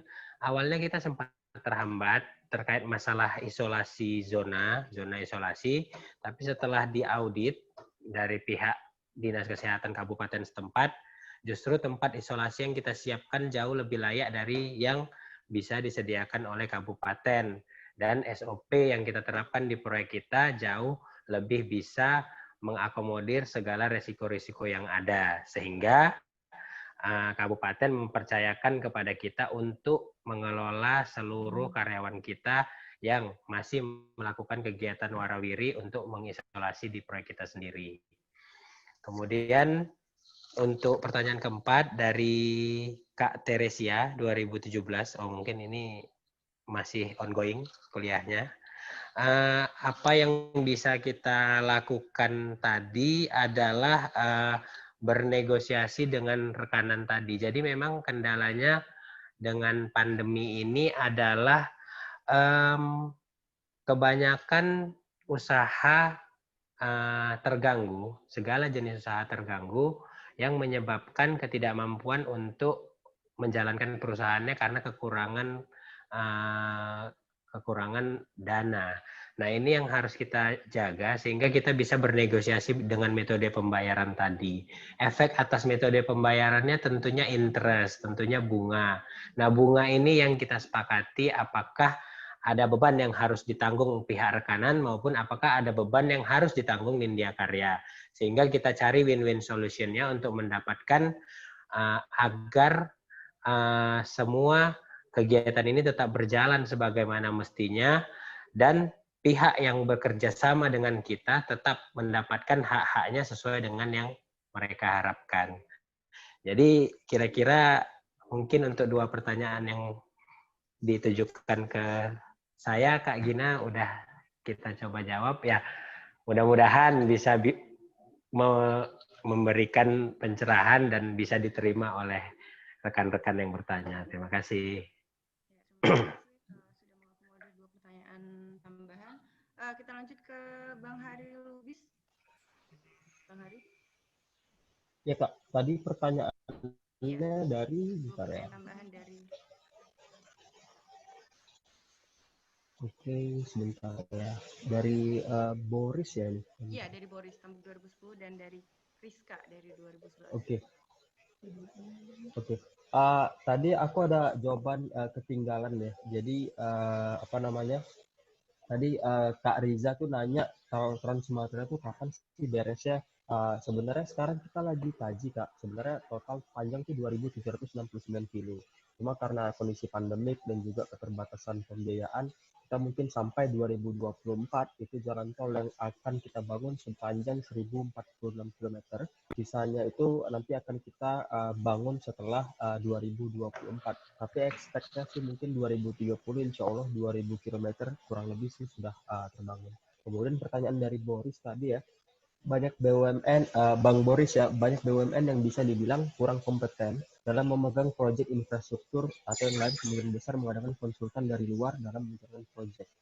Pada prakteknya apakah karyawan BUMN punya pengembangan diri bersaing level internasional dalam artian secara menyeluruh karyawan BUMN rekomendasi dan juga sarannya untuk bersaing di skala internasional. Ya pasti ada ya. Jadi kita tuh Hutama Karya ya sejak tahun lalu kita itu ngirim 20 orang pegawai kita ke luar negeri itu kampusnya nggak boleh sama jadi harus beda-beda itu spesialisasi dan juga relate ke proyek-proyek yang kita sudah kerjakan. Tahun lalu kita sempat ngirim 8 orang pegawai kita ke luar negeri ke berbagai benua untuk lanjut ambil program master. Insya Allah mereka tahun ini akan balik. Tapi yang sekarang karena ada pandemik kita hold dulu beasiswanya, mungkin kita akan roll over ke tahun depan atau mungkin kita roll over ke beasiswa dalam negeri. Dan juga dari sisi yang lain, biasanya waktu kita ngerjain project joint operation, misalkan kayak kemarin kita ngerjain sama salah satu kontraktor Hyundai ya dari Korea.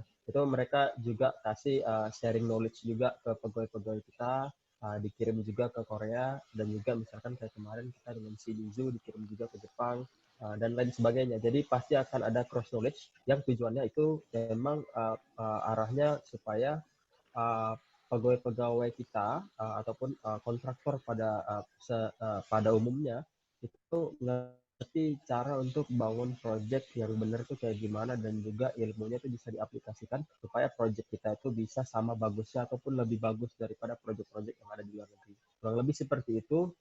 Intinya pasti akan ada benchmarking secara continuous. Itu, makasih Bang.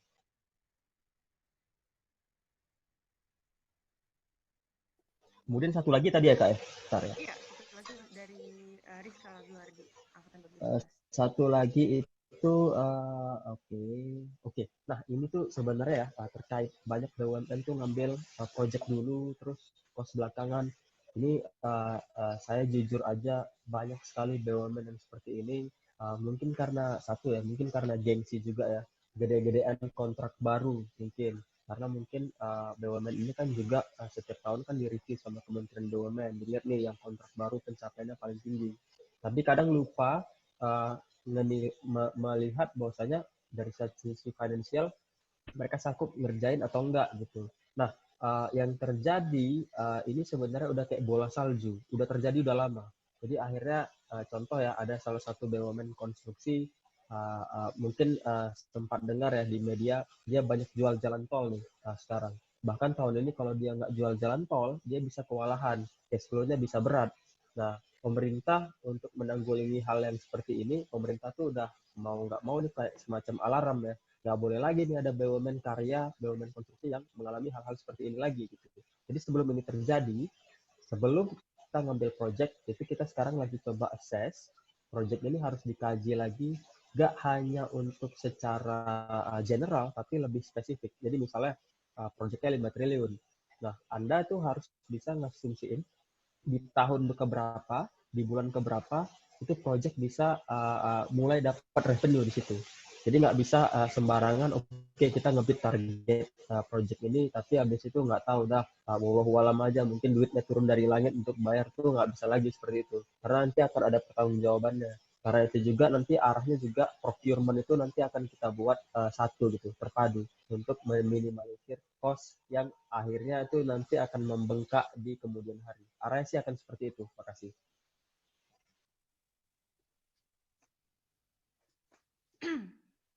Baik, terima kasih atas jawaban yang dipaparkan oleh Bang Hari. Kita akhiri sesi tanya jawab ini. Mohon maaf karena kami tidak bisa mengakomodir semua pertanyaan yang diajukan di kolom chat karena waktu yang terbatas. Jadi kita sekarang masuk ke sesi door prize, di mana kedua narasumber ini akan memberikan 3 pertanyaan. Jadi total hadiahnya ada 6 kepada audiens. Jadi dimulai dari Bang Alfri. Jadi mekanismenya itu juga. Mekanismenya gimana ya, Kak Gina? Gimana? Mekanismenya gimana ya? Sebentar. Mekanismenya itu menggunakan first come first serve ya. Jadi yang duluan namanya tertulis yang akan diperbolehkan untuk menjawab. Jadi kalau dirasa tahu jawabannya mohon ketik di kolom chat langsung nama dan angkatan. Kemudian menunggu arahan agar bisa meng-unmute audio, lalu kemudian mengutarakan jawabannya kepada narasumber. Jadi bisa dimulai pertanyaannya dari Bang Afri untuk 3 orang, lalu kemudian dari ke Bang Hari. Ya, pertanyaannya mungkin jangan berat-berat, nanti nggak ada yang bisa jawab ini. Mungkin yang pertama, kira-kira bendungan TMF itu di kabupaten apa? Nah, itu aja. Kemudian sebentar. Ya, kita jawab di pertanyaan pertama dulu, baru. Belum ada yang jawab nih. Nggak ada yang tahu apa gimana ya? Tahu lah harusnya. Harusnya tahu. Browsing dulu itu, Kak. Ya, kan browsing. Jangan nanti. Nah, itu jawab. Rizka tuh. Itu 2011. Rizka 2011. Mohon meng-unmute. Jawabannya mana? Ayo Juju. Bisa Unmute Rizka sama ininya. di-unmute juga Bisa ya. videonya. Iya, halo Bang. Perkenalkan saya Rizka Bang, dari proyek sebelah NTB Bang. Wah, ini satu corporate ini ya. Waduh. Bendungan TMF itu berada di Kornbaki, Poland, di Kabupaten Timur Tengah Selatan Bang. Terima kasih. Tepat sekali. Baik, oke. Jadi nanti dikomunikasikan ke IMS ya, melalui Kemal ya. Kemalnya masih ada? Jauh kirimnya ke NTB, Bu. Nanti kapan ke Medan diambil Juju ke kampus. Boleh Bang, boleh. Oke, selanjutnya untuk pertanyaan kedua, Bang Afri. Oke, oke ya.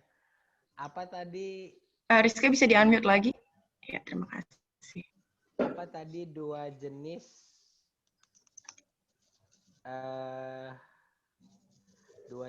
metode pembayaran dengan non cash loan yang dilaksanakan di proyek saya?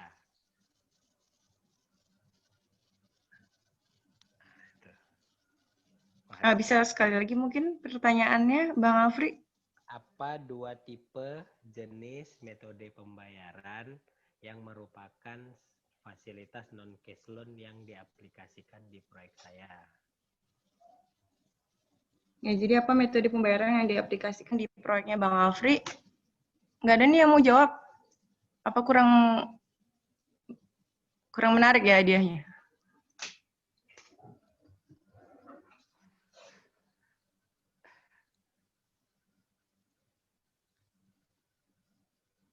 Ya, itu ada Popo 2016. Mohon di-unmute.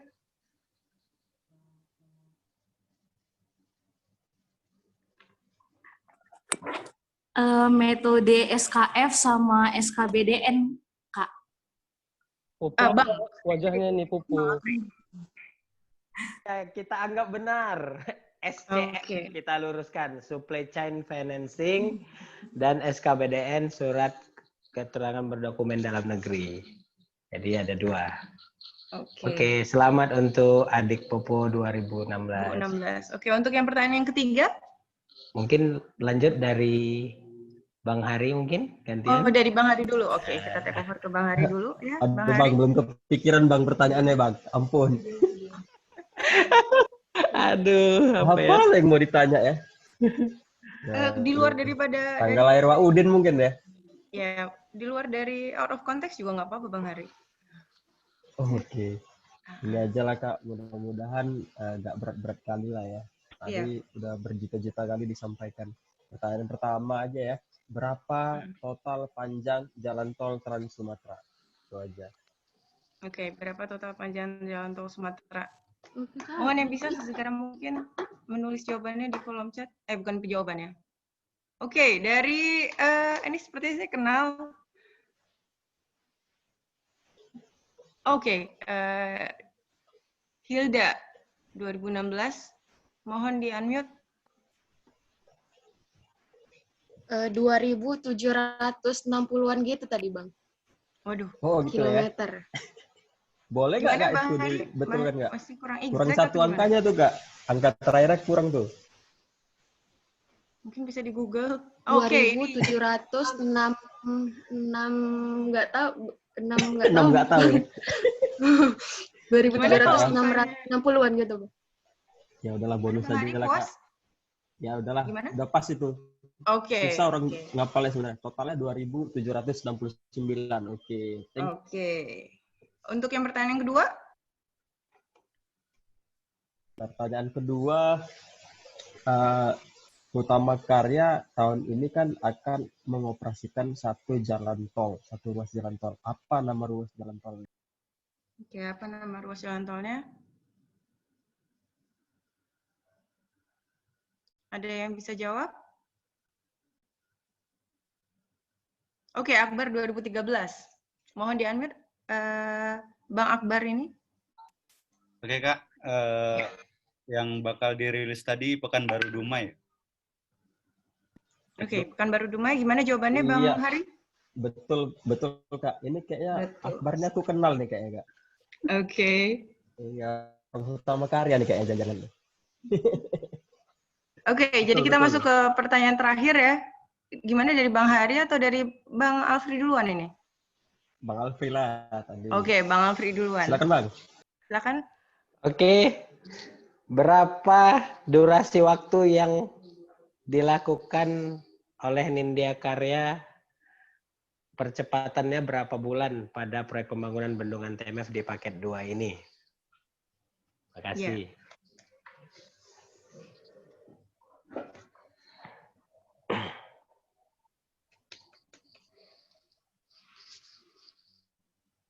Ayo, nggak ada yang berminat. Jangan-jangan karyawan. Oke, ini ada nih dari Butros 2017, mohon di-unmute. 16 bulan, Bang. Oke. Kita masuk ke, jadi Kasih, Bang. Butros benar. Jadi kita masuk ke pertanyaan terakhir dari Bang Hari ya. Untuk sesi door prize-nya. Aduh, apa ya itu lagi ya? Dia abangnya juga pusing ini. Bentar, Kak. Yang out of context aja Bang, kalau Konteks misalnya ini. ini. Iya, itulah Kak pusing ini. Oke, dia aja lah mungkin ya. Apa namanya? Di pintu berapa Fakultas MIPA berada di USU? Udah itu aja. Oke, di pintu berapa Fakultas MIPA berada di USU? Super sekali. Kalau nggak tahu, nggak ngerti lagi kita, nggak pernah ke kampus.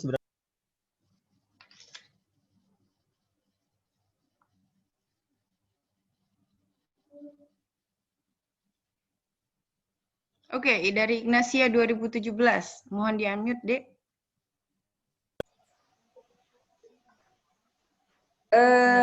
Di pintu 3, Kak. Oke, di pintu 3, Bang Hari. Ya, betul. Selamat ya, Dek. Oke. Terima kasih, Bang. Baik, kita terima kasih buat kedua narasumber yang sudah memaparkan presentasi, dan kita juga sudah menyelesaikan sesi door prize. Jadi kurang lebih sesi diskusi webinar materi utama ini sudah selesai. Jadi saya kembalikan ke host yaitu Bang Robi untuk bisa mengakomodir acaranya lagi. Terima kasih. Baik, terima kasih Kak Gina. Senang sekali hari ini kita bisa mendapatkan banyak manfaat materi-materi yang disampaikan oleh Bang Alfri, Bang Hari. Kami dari Keluarga Besar Teknik Sipil USU mengucapkan terima kasih banyak Bang kepada abang-abang telah berbagi pengalaman, berbagi ilmu kepada kami. Semoga apa yang disampaikan bisa bermanfaat untuk kami dan menjadi berkah amal jariah untuk kita semua Bang. Nah, jadi sepertinya Pak Medis juga tadi izin kepada saya untuk live. Jadi mungkin saya saja yang menutup acara ini. Nah, jadi sebelum saya menutup acara ini, saya ingin menyampaikan lagi, mengulang lagi bahwasannya untuk webinar berikutnya itu sudah ada 2 yang direncanakan. Yang pertama yang berikutnya itu tentang aplikasi BIM terhadap proyek jalan dan jembatan. Yang kedua itu yang selanjutnya adalah tentang pelaksanaan K3 di saat pandemi seperti ini. Nah, jadi mungkin itu saja. Sekali lagi saya ucapkan terima kasih juga untuk Kak Gina, terima kasih juga untuk adik-adik mahasiswa, panitianya, ada Kemal, ada Akil, dan juga kepada alumni yang sudah hadir dan juga adik-adik mahasiswa. Jadi kepada yang acara ini saya tutup. Selamat malam, assalamualaikum warahmatullahi wabarakatuh. Namun setelah ini mungkin kalau ada waktu untuk abang-abang, kakak-kakak untuk kita bisa saling ngobrol ya kan, saling kangen-kangen rindu, bisa di unmute sama-sama sama dibuka videonya. Jadi mungkin yang ada kegiatan lain bisa live, yang ingin saling sapa bisa melanjutkannya lagi. Terima kasih Kak, sekali lagi assalamualaikum warahmatullahi wabarakatuh. Waalaikumsalam warahmatullahi wabarakatuh. Aduh.